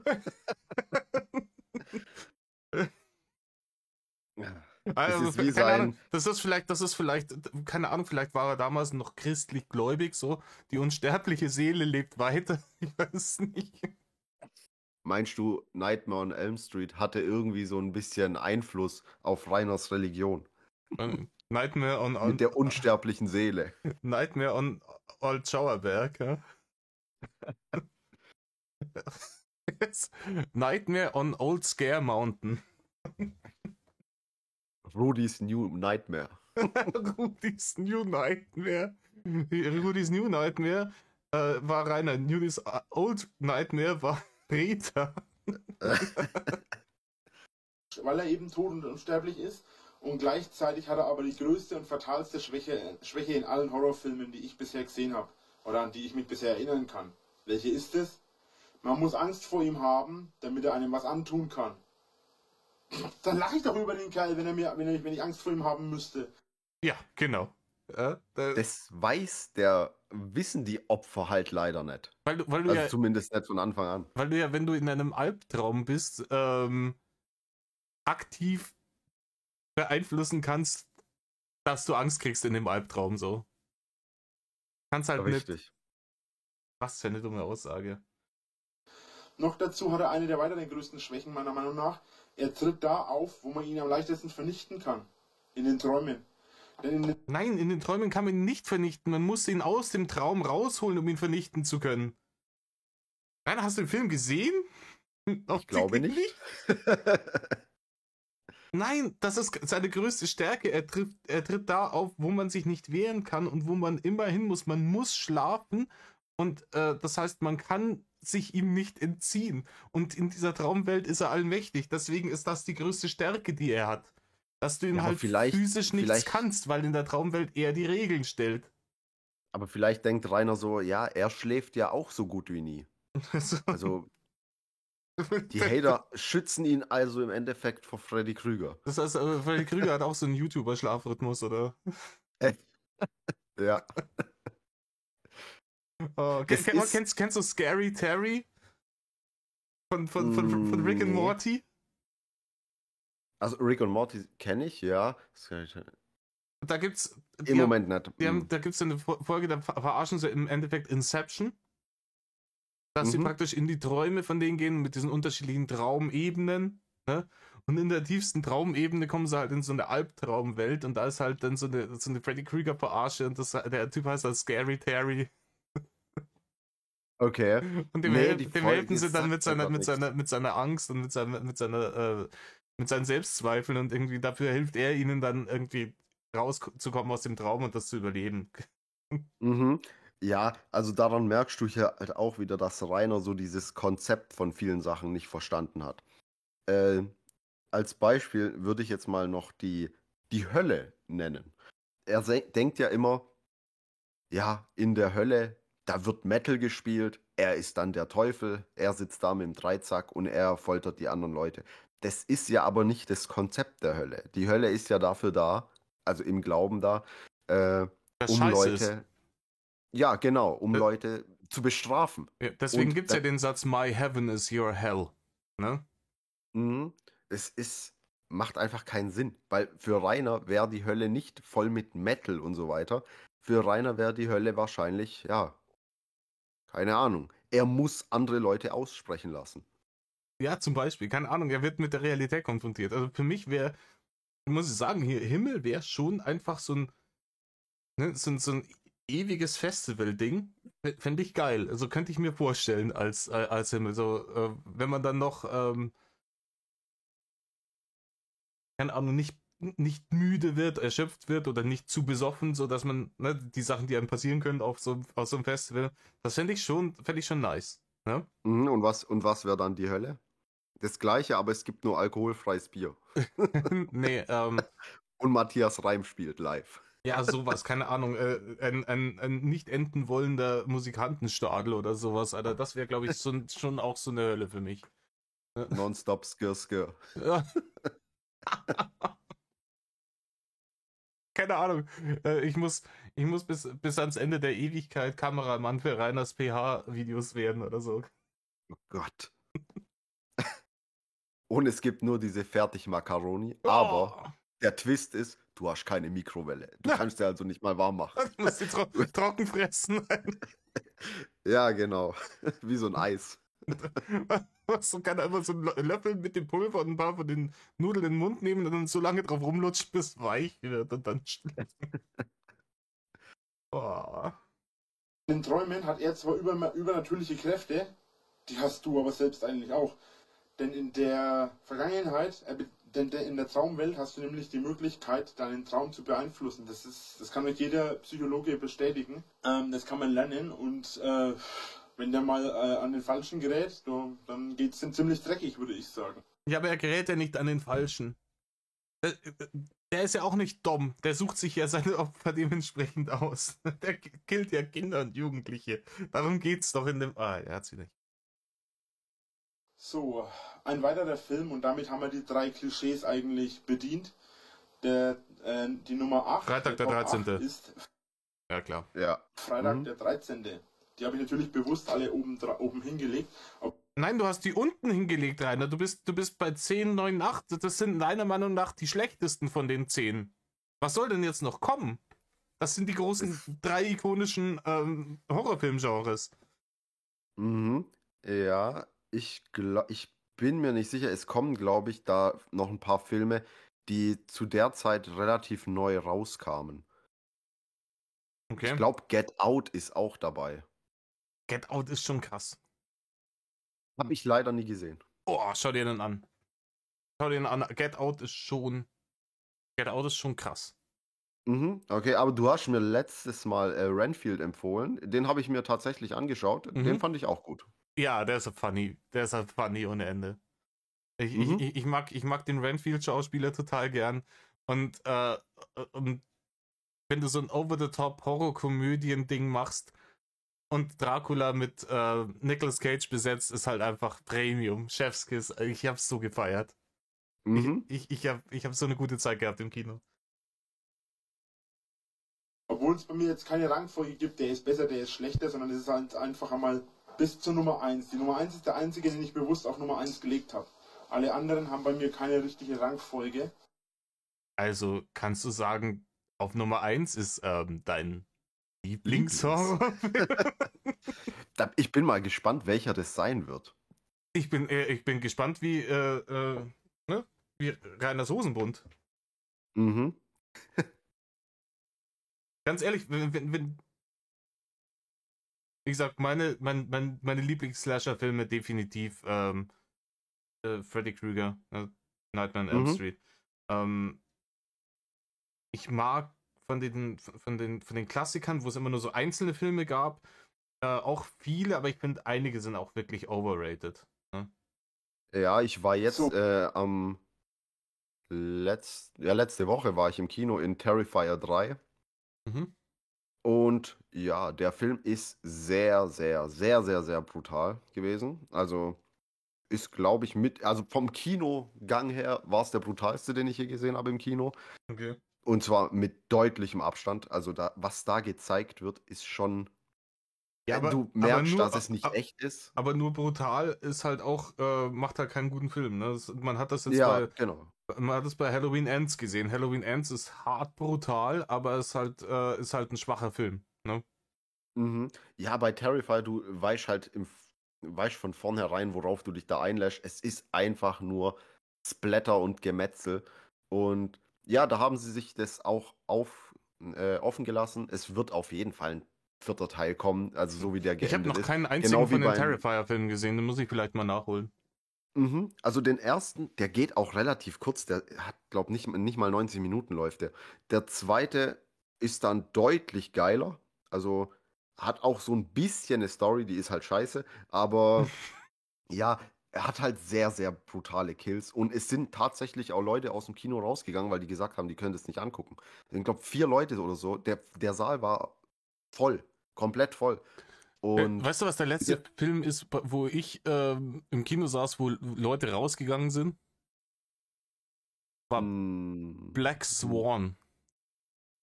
Da saßen alte Ladies drin und die haben wohl gedacht, das ist ein hübscher, sich berieseln lassen Ballettfilm und hatten nicht mit so einem Psychothriller gerechnet und sind dann raus.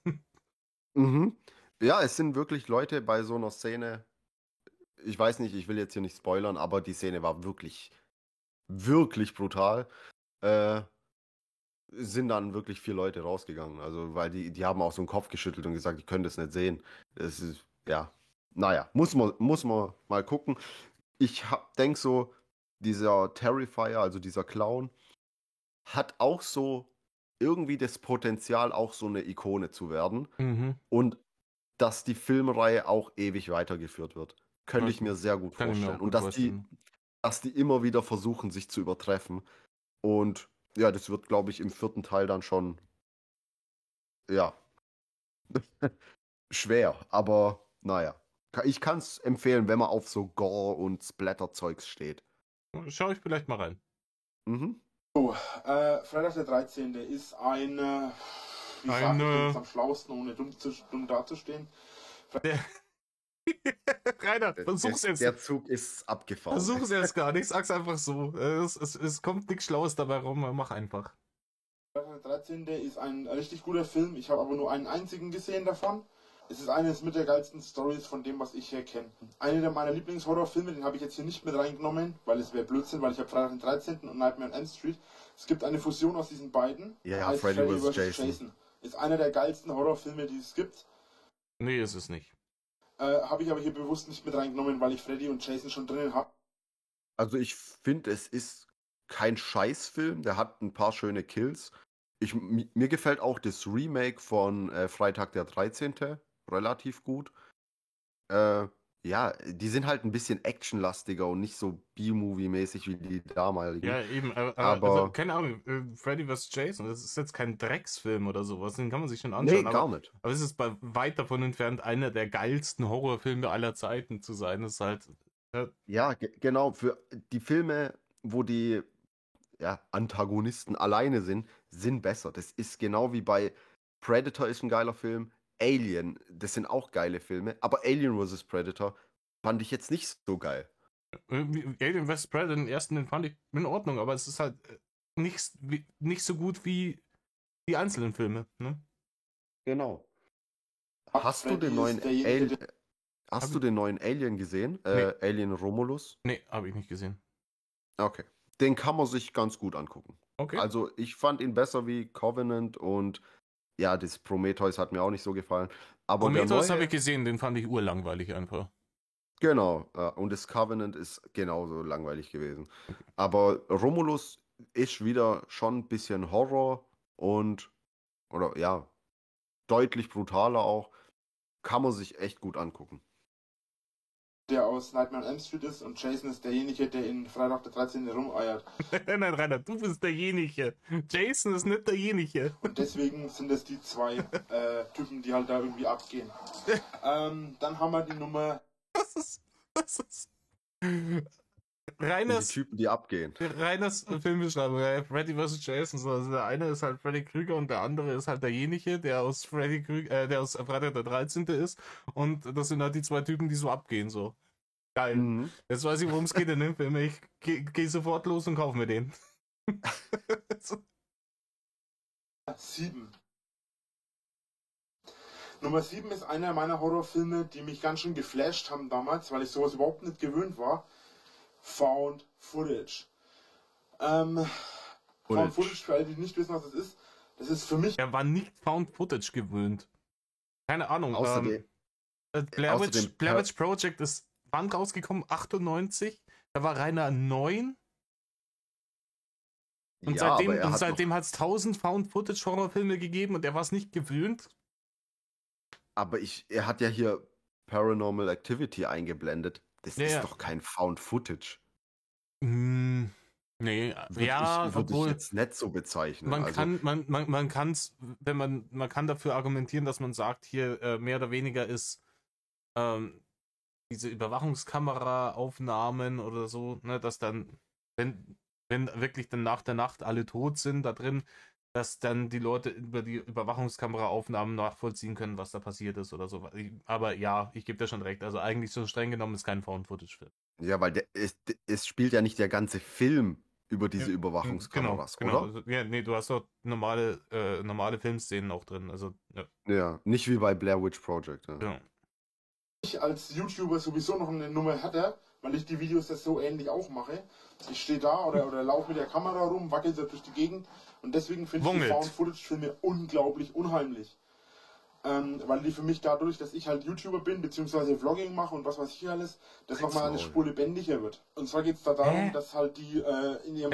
Ein YouTuber ist der Einzige, der so einen Found-Footage-Film richtig appreciaten kann, weil die Kamera wackelt. Das war jetzt die Aussage. Check ich nicht, keine Ahnung. Ich auch nicht. Da geht es darum, dass die in ihrem Haus filmen. Was soll ich dazu sagen?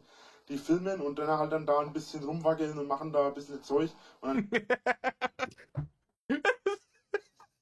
Ach, wie trocken der das manchmal rausbringt, das ist die unfassbar. Filmen und dann halt dann da ein bisschen rumwackeln und machen ihr Zeug. Ja, das ist ungefähr auf dem Level wie in seinem Politikvideo mit der Bundeswehr. Ja, wenn irgendein anderes Land denkt, die überfallen wir, etc.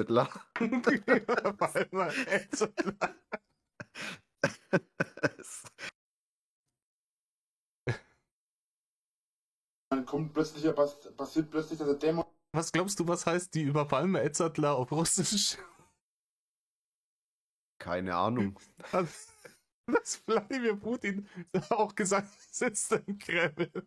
Und Olaf Scholz ist gerade beim Büro raus und auf dem Weg nach Hause. Und er so, okay, die überfallen mir Edzardler. Auftaucht und dadurch, dass gefilmt wird, nachts über lassen die Kamera laufen, weswegen auch immer. Dann geht es halt einfach mal ab, dass der Dämon plötzlich mal die Kamera zerschlägt und lauter solche Schatzle und er will unbedingt die eine Frau haben. Oh, schaut mich an, jetzt geht mir schon die Gänsehaut auf. Oh. Ja, weil du die Story kennst, dass der Dämon die eine Frau unbedingt haben will und über Leichen geht und Überwachungskameras in der Nacht und sowas. Er hat schon irgendwie ein paar Parallelen, gell?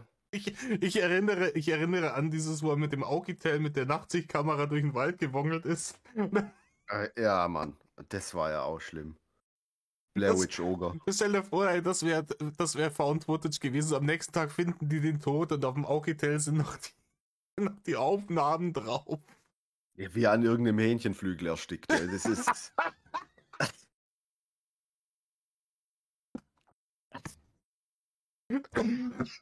Alter, warn mich doch vor. Sorry. Boah, ich hasse diesen Film. Gleichzeitig ist es aber einer der geilsten Filme, die je entwickelt wurden und meiner Meinung nach einer der geilsten Filme, die auch mit billigerem Budget drehbar gemacht wurden.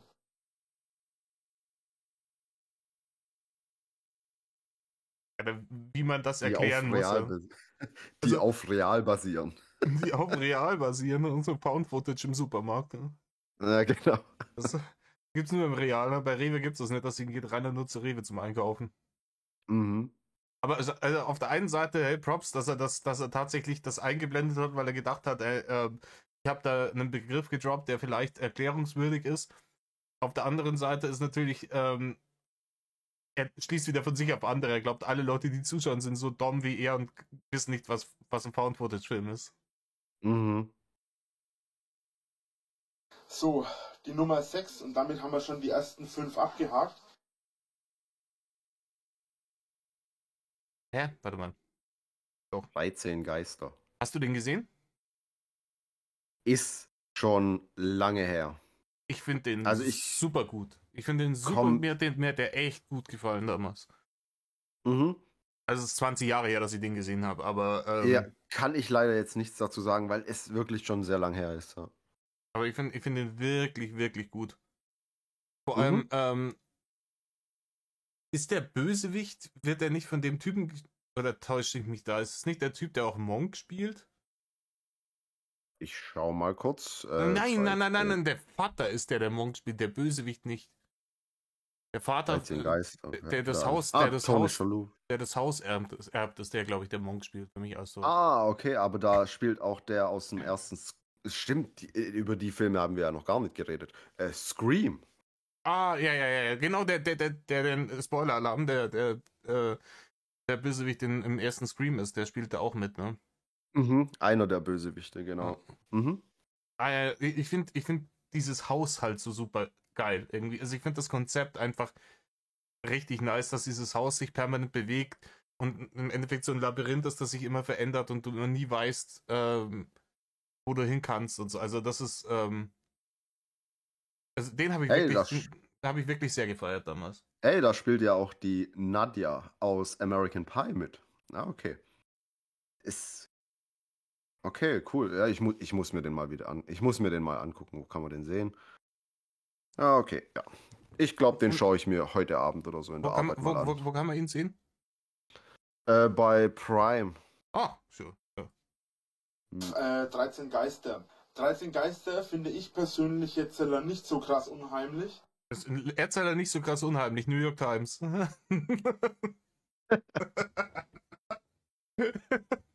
Obwohl, ne, ist eher Nordbayern. Erzähler nicht so krass unheimlich.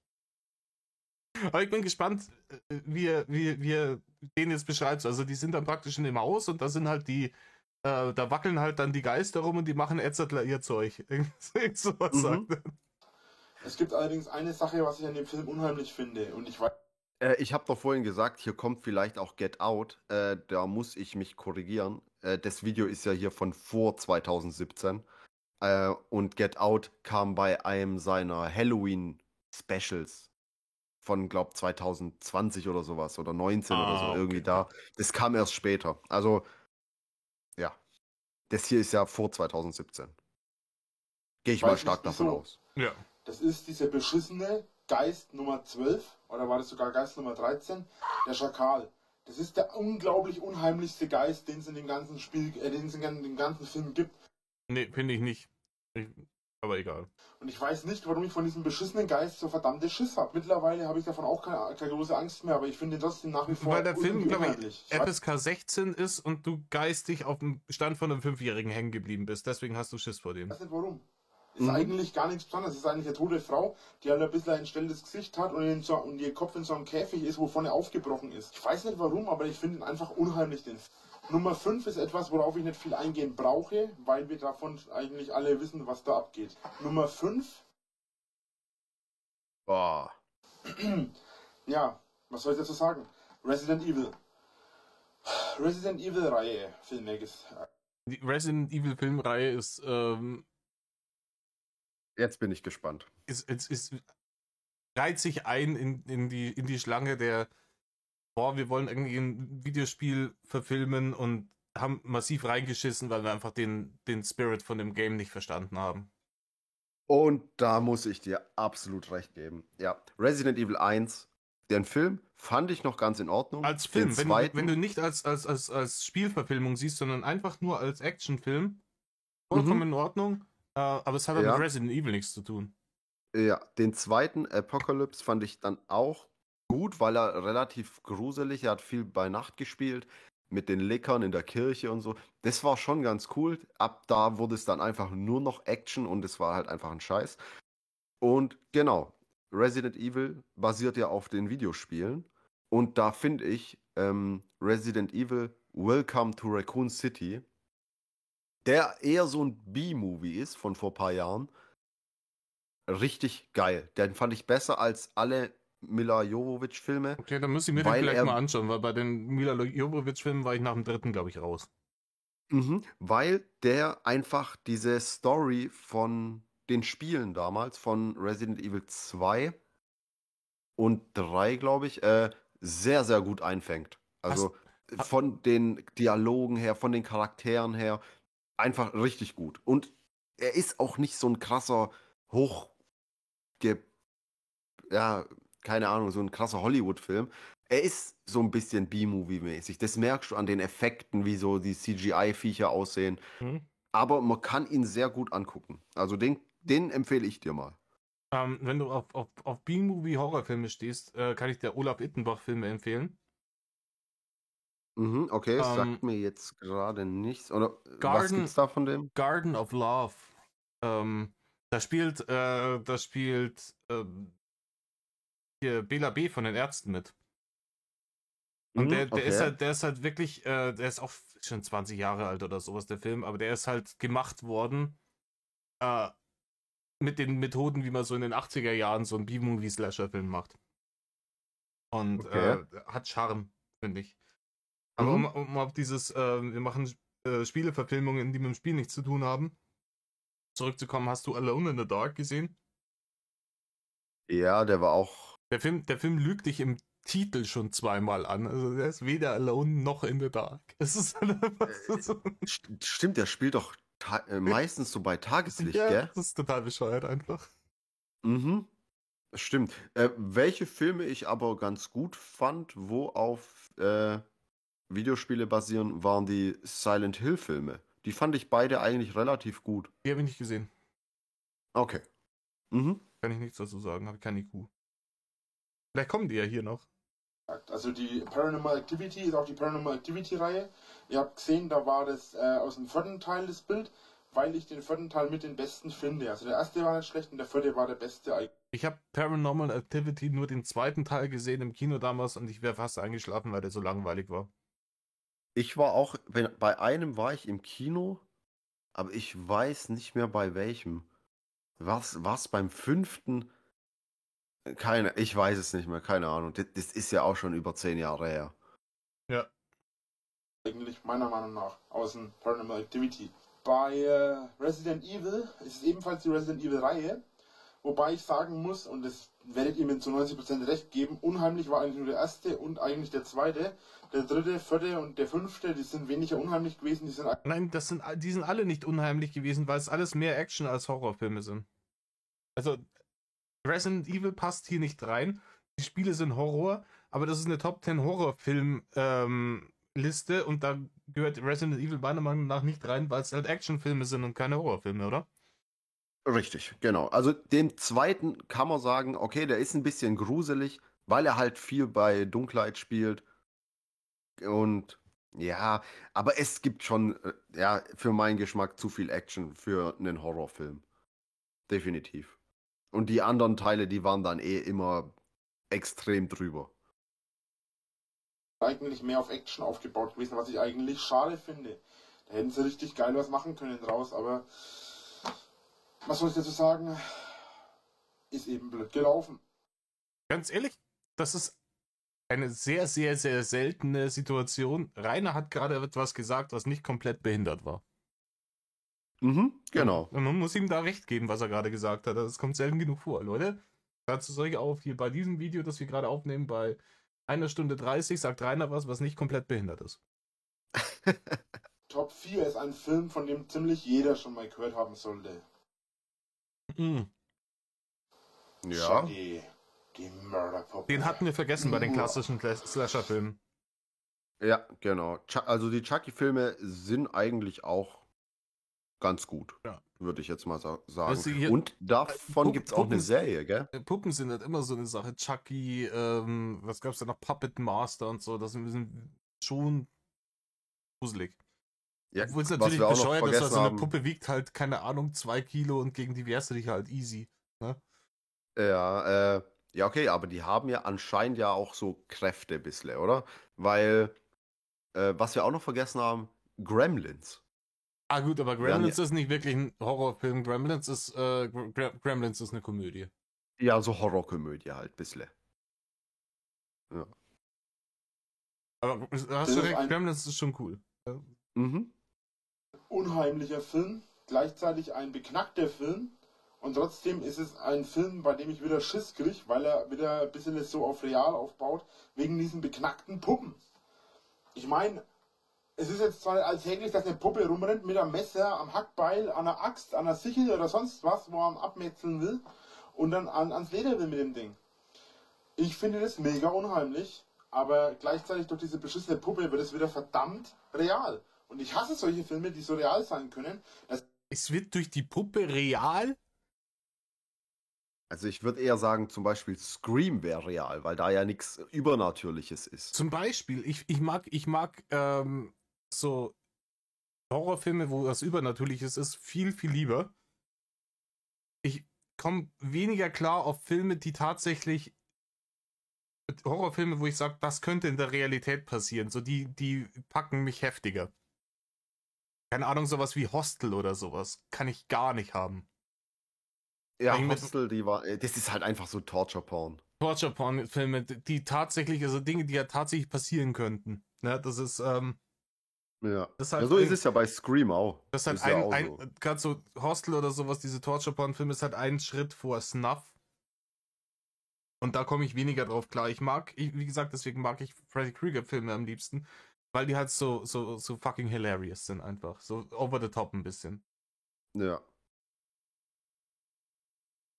Also wirklich passieren. Ja, kennst du, ich glaube, was war das, der 6.?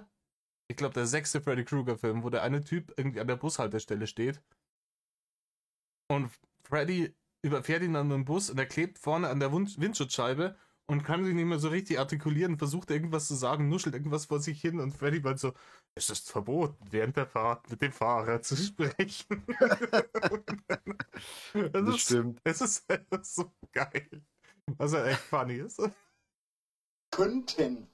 Ich glaube zwar nicht, dass jetzt da irgendwo eine Puppe rumrennt.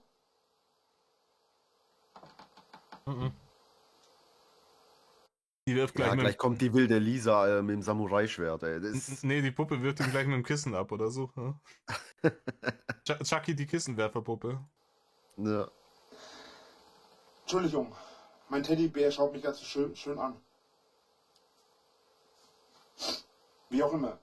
Auf jeden Fall. Der kommt noch nicht drauf klar, was du letzte Nacht mit ihm getan hast. Ne? Das ist der Punkt. Oh Gott, hör auf. Auf jeden Fall ist Chucky die Mörderpuppe einer da gab's die wilde Lisa noch Filme, nicht. einfach weil es durch die beschissenen Puppen einen Hauch zu real wird. Für mich, meiner Meinung nach. Als nächstes hätten wir dann Okay. S. Der Film. Glaubensfrage. S und nicht S. Glaubensfrage. Magst du die alten S-Filme lieber oder die neuen? Ja, ich weiß es nicht. Also ich finde alle eigentlich gut, alle drei. Mir hat's, klar, die Effekte und sowas sind in den neuen viel geiler gemacht. Aber damals, ich weiß nicht, ich könnte mich nicht entscheiden. Aber ich finde alle gut. Ich würde sagen, die alten S-Filme sind ikonischer, aber ich finde, die neuen sind bessere Horrorfilme. Mhm. Ja, ikonischer auf jeden Fall, aber es gab doch nur einen alten, oder? Nee, Und das waren auch schon zwei. Oder? Bist du dir da wirklich sicher? Weil ich habe in 80%, Erinnerung, 80%. dass der alte, es war ein Film, der halt über 3 Stunden ging. Und Du bist doch der Google-Experte. Also, ja, okay. Weil ich habe das so in Erinnerung, das war ein Film, der relativ lang ging, aber der dafür im Fernsehen halt immer als Zweiteiler gezeigt wurde. Das kann natürlich sein. Das Buch ist ja ein dicker Wälzer, ne? Ja, genau. Guck hier, Stephen Kings S geht 3 Stunden und 12 Minuten. Mhm. Okay. Weil da war ja in einem Film, war ja als Kind und dann als Erwachsene die Story. Und in den Remakes war ja der erste Teil, wo sie Kinder sind und im zweiten, wo sie als Erwachsene sind. Und halt ab und zu mit ein paar Rückblenden. Hast du das Buch mal gelesen? Nein, leider nicht. Lies mal das Buch, aber ich warne dich jetzt schon mal vor, irgendwas stimmt mit Stephen King nicht. Ja, ja, das ist klar. Sachen, die Gott sei Dank irgendwie im Film nicht drin waren, ist die... Kann ich das jetzt sagen, ohne dass mir die Monetarisierung gepickt wird? Die Kinder... Ja, Hauptsache gefickt gesagt. Du meinst, wo ein Baby gefressen wird oder sowas? Nein, die Kinder-Gangbang-Szene aus, nachdem sie S als Kinder das erste Mal besiegen, die im Buch vorkommt, die Gott sei Dank in den Filmen nicht drin ist. Okay, das sagt mir jetzt nichts. Ja, um ihren Zusammenhalt irgendwie zu stärken, nachdem sie da irgendwie S das erste Mal besiegen, da darf dann jeder einmal bei der Tusnelda ran. Ah, okay. Und das ist halt sowas, wo du denkst so, warum, ey? Warum schreibt man sowas? Das ist schon, ganz ehrlich, das grenzt schon, ist Winkler-esk. Ne? Das ist echt Winkler-esk. Okay, ja, das sagt mir jetzt gerade echt gar nichts. Nee. Aber lies das Buch mal durch. Das Buch ist ansonsten, wenn man das ausklammert, wirklich gut. Ne? Mhm. Den habe ich das erste Mal mit 22 gesehen, glaube ich. War es 22? Ich glaube, da war ich 22. Ich fand ihn jetzt an sich nicht so unheimlich, das lag wahrscheinlich an meinem Alter. Aber er hat schon einen gewissen, ja, er strahlt eine gewisse Morbidität aus. Also er ist ein bisschen morbide, der Film. Allein Morbidität in dem Fall. Reini? durch diese Tatsache, Thank you, I'm happy to help. dass dieses unheimliche Viech, was auch immer das darstellen soll, Alien oder weiß der Geier was, ich glaube, das soll Alien darstellen. Er hat sich null mit S beschäftigt. Ja, es ist ein Alien. Es ist ein Alien. Jedenfalls ist es echt unheimlich und S, Kreatur, die ausschaut wie ein Clown. Und deswegen finde ich das mega unheimlich. Ja, deswegen mag ich das auch überhaupt nicht. Das ist viel zu unheimlich. So. Ja, das Standardäußere irgendwie ist ein Clown, aber das Gruselige an S ist, dass es sich mehr oder weniger immer in das verwandelt, wovor du am meisten Angst hast. Mhm. Ja, stimmt, genau, ja, kommt er in den Filmen ziemlich gut rüber. Da der eine hat Angst vor irgendwelchen Krankheiten und ja. Und vor Keimen und wie auch immer. Das ist halt, was bei S der Punkt ist, dass das ist die Quintessenz mehr oder weniger von Horror. Es ist wie heißen die Filme, die Viecher da in Harry Potter? Ich weiß, was du meinst. Die mit dem Ridiculous-Zauber besiegt werden können, die halt auch einfach Instinkt... Irrwichte. Ja, genau. Ja. Die halt dann wissen, was deine größte Angst ist und dich damit konfrontieren. Ist halt auch genau das ist eine Horrorgeschichte, in der es praktisch um die Angst an sich geht. Der Subtext ist einfach, dass Angst belastend ist. Und dass man sich irrationalen Ängsten stellen muss, um sie zu entzaubern. Und dass man das meistens nicht alleine tun kann, sondern halt Freunde braucht dazu. Und jeder hat Angst vor was anderem, aber dafür vielleicht nicht Angst vor dem, wovor du Angst hast. Und man kann sich gegenseitig helfen. So, das ist die Grundstory darunter. Und aber für Rainer ist es einfach nur, das ist ein Alien, das ist ein Clown, das ist super scary, Alter. Und dann macht er sein Zeug und wackelt da rum und da ist richtig badass. Ja, mit Fischei-Optik. Damit sind wir bei der Nummer 2. Das ist ein Film, bei dem ich fast... Alter, wir sind bei der Nummer 2, aber das Video läuft es ist erst zur Hälfte rum. Also, zu 2/3 rum. Darauf wetten würde, dass 90% von euch den nicht kennen. Warum? Weil es meines Wissens nach ein Film ist, den man eigentlich nicht kennt. Also ich zum Beispiel bin auf den nur durch Zufall damals gestoßen. Also ich hätte jetzt gesagt, ich zum Beispiel kenne den gar nicht. Ich habe den einfach in die Liste genommen. Nee, ich kenne den auch nicht. Hast du den gesehen? Cave. Es sagt mir irgendwie sagt's mir was. Das spielt in irgendeiner Höhle, aber das leitet sich ja irgendwie vom Titel auch schon ein bisschen ab.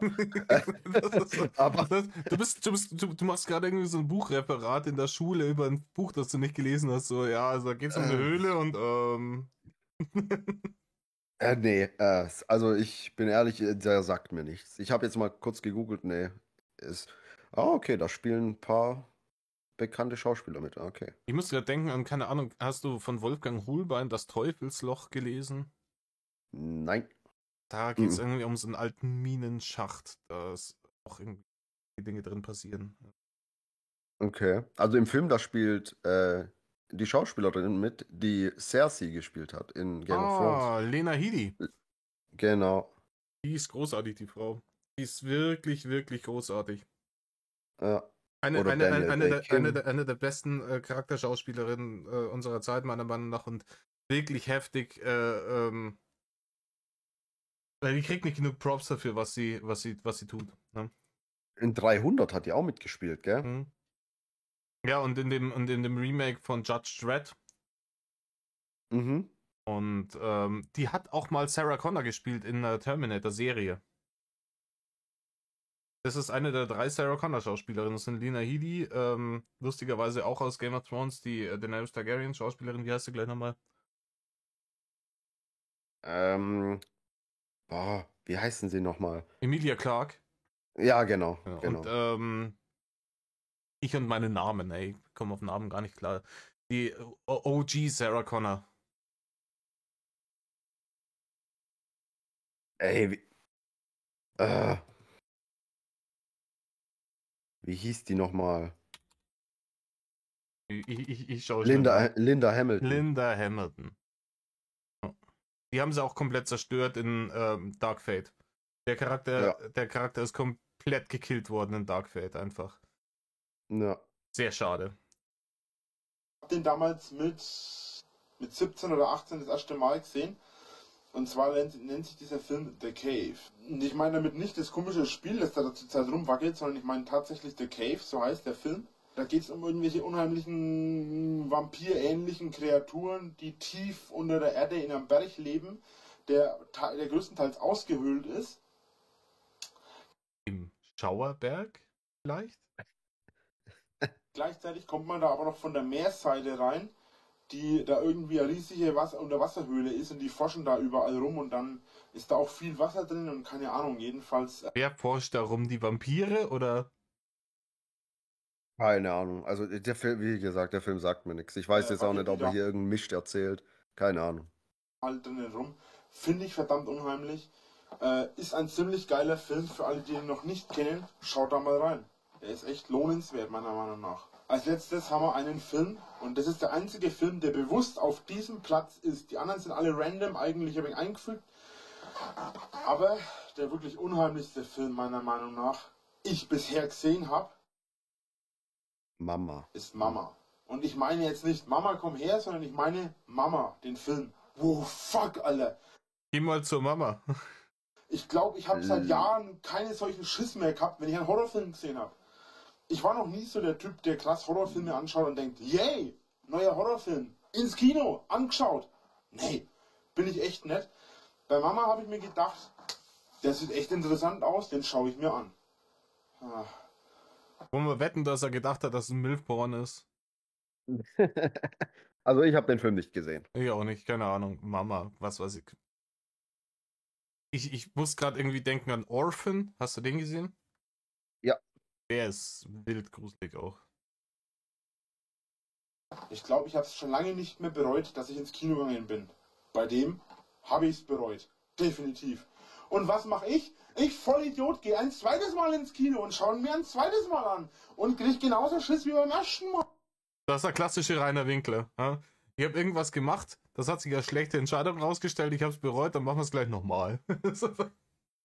Und warum meinst du, hat er das gemacht? Bestimmt, weil da irgendwelche Mullen dabei waren. Wahrscheinlich. Von seinem Freundeskreis, in Anführungszeichen.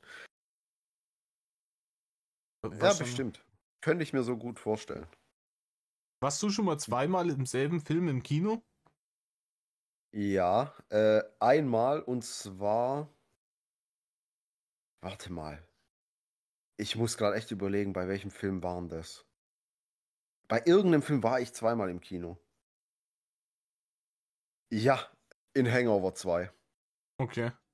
Da war ich damals zweimal im Kino. Ich war auch in einem Film mal zweimal im Kino, das war damals Die Mumie. Okay. Ne, Der erste. Mhm. Also Okay. nicht der allererste, weil so alt bin ich jetzt auch wieder nicht. Aber der ist vor über 100 Jahren rausgekommen. Aber nee, du weißt, was ich nicht meine, ne? Mit Brandon Fraser. Brandon Fraser, genau den. Ne? Und ich habe da damals, zwar irgendwie in den Sommerferien, wo der rausgekommen ist, und meine ganzen Freunde, die waren alle irgendwie im Urlaub und ich war halt zu Hause und dachte mir so, ja scheiße, was machst du jetzt? Und dann habe ich gedacht, gehst mal ins Kino. Schaust mal, was läuft. Und dann habe ich den gesagt, ja, schau mir den an. Dann fand ich den echt gut und dann bin ich nach Hause gekommen und habe gesagt, hey, toller Film, bla bla bla bla bla. Und dann hat meine Mom gemeint, ja, den würdest du dir auch gerne anschauen. Und dann sind wir halt am nächsten Tag nochmal reingegangen. Mhm. Also du meinst den ersten von 1999? Ja, genau den. Okay. Den ich dreimal angeschaut habe und alle dreimal mir in die Hosen geschissen habe. Also fast. Mir in die Hosen geschissen habe, nur wegen diesem beschissenen Film. Wieso hat im Kino jemand einen Böller gezündet, oder? Alter, das ist auch so ein epischer Moment aus dem Game. Er war so erschrickt, ey, das war so geil. Das war ja, war das in diesem im Drachenlord Eisberg Video, glaube ich, relativ am Anfang, so die ikonischen Momente, das und das und das und das und das, wo Rainer sich einscheißt. Und dann, Mhm. wie er da aus sich hinten am Arsch die Hose festhält, während er aus dem Bild woggelt und dann zurückkommt. Ich muss mal kurz aufs Klo. Ja, ich breche den Stream jetzt ab. Das muss ich mir nochmal reinziehen. Er hat sich echt einfach wegen dem scheiß Böller eingeschissen. Oh, köstlich. Und warum? Immer wegen der beknackten gleichen Szene. Die steht da vorm Fenster, der Therapeut ist aus dem Haus gerannt, weil er Panik gekriegt hat. Oder die Szene, man sieht nur, wie das Mädchen da steht, nachdem die Frau wieder aufgewacht ist und hat gesagt, was ist unter dem Bett? Und ich kriege jetzt schon wieder Gänsehaut, wenn ich bloß an die scheiß Szene denke. Und dann plötzlich sieht man unter dem Bett, wie sie so dranhängt. Und dann läuft sie so an der Seite hoch und geht dann nur voll, boah, scheiße, Mann. Ich habe echt Panik von diesem beknackten Film. Ich kann mir gar nichts drunter vorstellen, was er da labert. Aber gar nicht. Ich mir auch nicht. Mhm. Ich muss nur sagen, ich war jetzt, wie gesagt, ich war ja am Wochenende in Wien. Und wir waren da am Prater und da gibt es ja 1001 Geisterbahn am Prater. Ich weiß nicht, warst du schon mal in Wien? Nee, leider noch nicht. Und da gibt es 2 so Geisterbahnen. Die eine ist so Piratenthema und das andere ist halt so klassische Geisterbahnen, mehr oder weniger. Und die schauen von außen noch nicht viel her, aber die sind urgruselig und wirklich, wirklich gut gemacht. Und es sind vor allem so Jumpscares drin, wo du weißt, dass er kommt und er kriegt dich trotzdem so. Weil die halt einfach, weil die mit der Zeit gut arbeiten. Du kommst dann da irgendwie in so einen Raum rein, da ist ein Bildschirm. Das sieht aus wie so ein Porträt an der Wand und da ist halt so jemand drin und du denkst dir, das wird gleich ein Jumpscare werden. Gleich kommt er. Ich bereite mich darauf vor. Er wird mich nicht kriegen. Oh, fuck. Okay. Nee, ich war leider noch nicht dort. Kann ich dir empfehlen. Aber wenn du mal in Wien bist, check einen Prater ab, ist lustig. Und das ist nur ein beschissener, kleiner Kack-Horrorfilm, der eigentlich gar nicht so unheimlich ist, wie alle sagen. Aber ich krieg von dem Ding echt Panik. Boah! Der Film hat für mich echt verdient, auf Platz 1 zu sein. Ich habe noch kein Annabelle gesehen. Ich habe noch nicht diesen... Hat er gerade gefurzt? Habe ich jetzt nicht gehört. Hör noch mal hin. Hat er jetzt ich glaube, er hat gerade einen Angstschuss lassen. Oder? Panik! Boah! Der Film hat für mich echt verdient, auf Platz 1 zu sein. Hast du es gehört? Ja, das könnte sein, ja. Ich glaube, Reinhard hat echt gerade einen Angstschuss lassen. Ja, vielleicht hat er zu der Zeit wenigstens noch Unterwäsche getragen. Ja. Zu der Zeit hat er in konventionelle XXXL Unterhose noch gepasst. Ne? Richtig. Annabelle gesehen. Ich habe noch nicht diese Vorgeschichte von Annabelle gesehen. Also ich kenne diese Filme kenne ich gar nicht aktuell. Ein Kumpel von mir hat gemeint, der Annabelle ist noch schlimmer als Mama. Und wenn er das sagt, dann heißt das wirklich was. Er meinte jetzt zwar, dass der Film ihn auch geschockt hat, aber Mama ist jetzt glaube ich nicht so krass für ihn gewesen. Aber er hat gemeint, dass der Annabelle noch krasser ist. Und wenn ich schon bei Mama Schiss gekriegt habe, hat er gemeint, dann würde ich Annabelle gar nicht anschauen. Eine Sache, warum ich Horrorfilme hasse, das trifft auf Horrorfilme zu, das trifft auf Spiele zu. Ich hasse, und ich wiederhole ganz langsam, ich hasse Jumpscares. Das ist eine beknackte... Ich liebe Jumpscares. Ja, ich auch. Also es ist zwar auf der einen Seite so eine, ja, ich will jetzt nicht sagen, es klingt vielleicht blöd, aber es ist nur ein bisschen eine billige Methode, Angst zu verursachen. Aber eine sehr effektive. Es ist witzig. Ja, es ist witzig, ja. Da sind wir wieder bei Dead Space. Also ich habe ja das Dead Space damals tatsächlich auf der PS3 habe ich es platiniert, glaube ich. Und da hast du ja auch ab und zu mal so Backtracking. Da gibt es einen Korridor, durch den läufst du irgendwie 3-mal durch. Und 2-mal passiert einfach nichts. Und dann beim 3. Mal denkst du, dieser Korridor, lauf mal schnell hin, da und da muss ich. Und du konzentrierst dich schon wieder drauf, wo du hin musst. Und auf einmal bricht irgend so ein Vieh durch die Wand. Und Alter, ich bin damals 2 Uhr in der Nacht, alles war dunkel im Raum, ich habe den scheiß Controller weggeschmissen vor Schreck. Das ist einfach wild. Ja, Dead Space 1 hat es damals richtig geil gemacht. Richtig gut gemacht. Auf jeden Fall. Ja, man muss halt, wenn man Horrorfilme jetzt bespricht, man muss halt so unterscheiden zwischen so psychologischem Horror, Zeug, wo man halt so erschrickt, wo irgendwas unheimlich ist, oder wo es halt einfach nur Gemetzel ist. Weil jetzt zum Beispiel Freitag der 13. oder sowas, die sind ja nicht wirklich gruselig. Die sind ja eher brutal. Aber ja, die sind eher bedrohlich. Annabelle, ne? Das genau, nicht, oder so Annabelle und so Sachen. Die sind ja auch nicht brutal. Also die sind ja auch ab 16 und so weiter. Die sind ja keine jetzt krassen Slasher-Filme oder sonst irgendwie was. Ja, Halloween, der erste Halloween ist auch ab 16. Ja, aber war der schon immer ab 16? Weil es ist ja auch bei vielen Spielen so, die waren in den 90ern oder sowas ab 18 und jetzt sind sie ab 12. So, ja, oder Sachen, die auf dem Index waren und jetzt irgendwie ab 18 irgendwie raus sind oder so. Ja, genau. Zum Beispiel der erste Tanz der Teufel. Der war damals indiziert. Jetzt Diese ab 16 uncut frei verkäuflich. Ja, lächerlich Also, einfach. Also. Ja. Oder überleg mal, diese ganzen uralten Spiele, wegen was die ab 16 oder 18 Mortal Kombat war auf dem Index bei uns, die allerersten Mortal Kombat Spiele. Ja, genau. Art und Weise, jemanden einen Schreck einzujagen. Und ich habe noch nicht einmal Schiss von den Jumpscares, sondern ich habe lediglich immer Schiss, weil ich weiß genau, jetzt passiert was. Bam! Und ich erschrecke trotzdem, weil ich so gespannt bin, was jetzt passiert. Also hast du doch Angst vor den Jumpscares, Rainer. Genau das, darum geht's ja beim Angst haben vor dem Jumpscare. Du brunstdepperter Vollidiot. Ja. Oh, ehrlich mal, Panik hoch 10. So. Das ist so, keine Ahnung, ich finde Bumsen gar nicht so geil, aber ich finde es dann schon geil irgendwie am Ende, wenn dann so ein Orgasmus kommt. Ich weiß, er kommt, aber... Ne, Ja, bei Rainer kannst du da nicht sicher sein, ob der jetzt kommt. Es gibt natürlich noch viele Filme. Jetzt gäbe es zum Beispiel noch einen Found-Footage-Film, den ich euch empfehlen kann. Das wäre Trollhunter. Der ist auch ziemlich cool. Der hat es aber nicht mit reingeschafft. Den könnt ihr euch mal anschauen.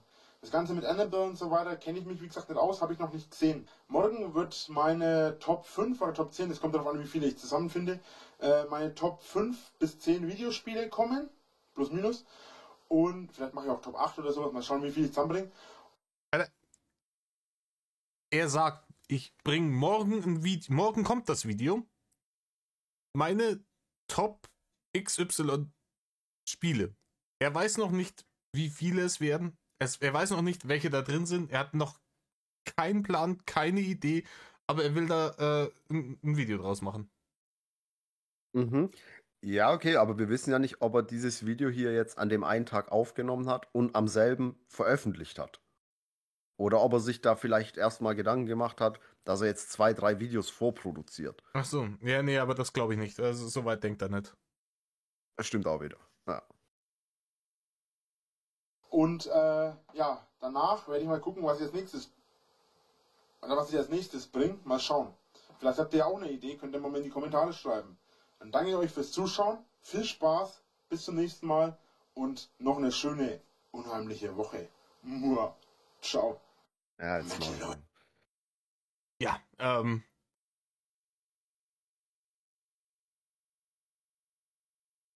was soll man dazu uns noch sagen? Es ist zwar, hätte ich die Filme vorher nicht gesehen, also ich habe ja nicht alle davon gesehen, Mama habe ich nicht gesehen, weiß ich nicht, aber hätte ich die von den Klassikern Nightmare on Elm Street, Halloween etc., hätte ich die nicht gesehen, ich wüsste nicht, worum es geht. Nee, ich auch nicht. Er hat ja auch nicht großartig erklärt, um was es in zum Beispiel Halloween geht. Hat er in Halloween überhaupt Michael Myers erwähnt? Doch, Michael Myers hat er schon gesagt, aber er hat gesagt, er macht halt da sein Zeug und wackelt da rum. Ha? Okay. Ja, sich von Rainer irgendwelche Filme, Spiele oder sowas erklären zu lassen oder Serien. Bei Serien fand ich es ja ganz schlimm. Das kannst du voll erden. Also vor allem, ja, das müssten wir eigentlich auch mal gucken, dieses Halloween-Special von ein paar Jahren später. Da redet er einfach über Filme, die er nicht gesehen hat. Okay. Und weil da irgendwelche Zuschauer ihm Zusammenfassungen geschrieben haben. Ah, war das noch zur Rudelzeit, oder? Möglich, ja. Das kann sein. Dass ihm das Rudel da irgendwelche Skripte geschrieben hat und dann hat er da ein Video draus gemacht. Mhm. Muss man mal bei YouTube einfach eingeben, Drachenlord Halloween, also da kommt es, glaube ich. Ja, sollen wir das als nächstes einfach mal machen miteinander? Ja, das können wir machen. Ich müsste aber als nächstes machen wir die Baby Chrissy Geschichten. Also nicht heute, ne? Aber ja. machen Baby Chrissy Geschichten für deinen Kanal und dann noch können wir dann das nächste Halloween-Ding dann nochmal für meinen machen, oder? Mhm, klar.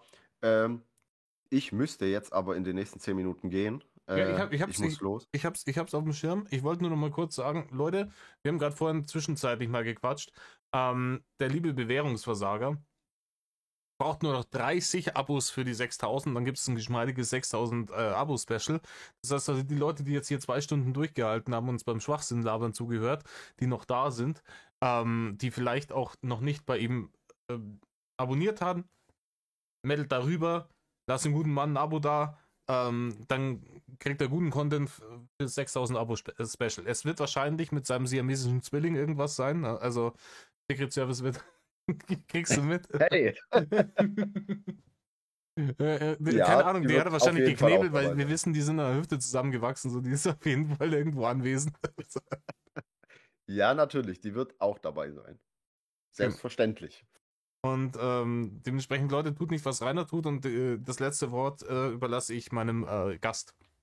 Ja, danke, dass ich dabei sein durfte. Danke, dass du noch ein wenig Werbung gemacht hast. Und ja, war wie immer cool. Und ich freue mich aufs nächste Mal. Leute, und lasst auch hier dem Metal Kasper ordentlich mal Radau und Abos da. Und bis zum nächsten Mal. Metal off.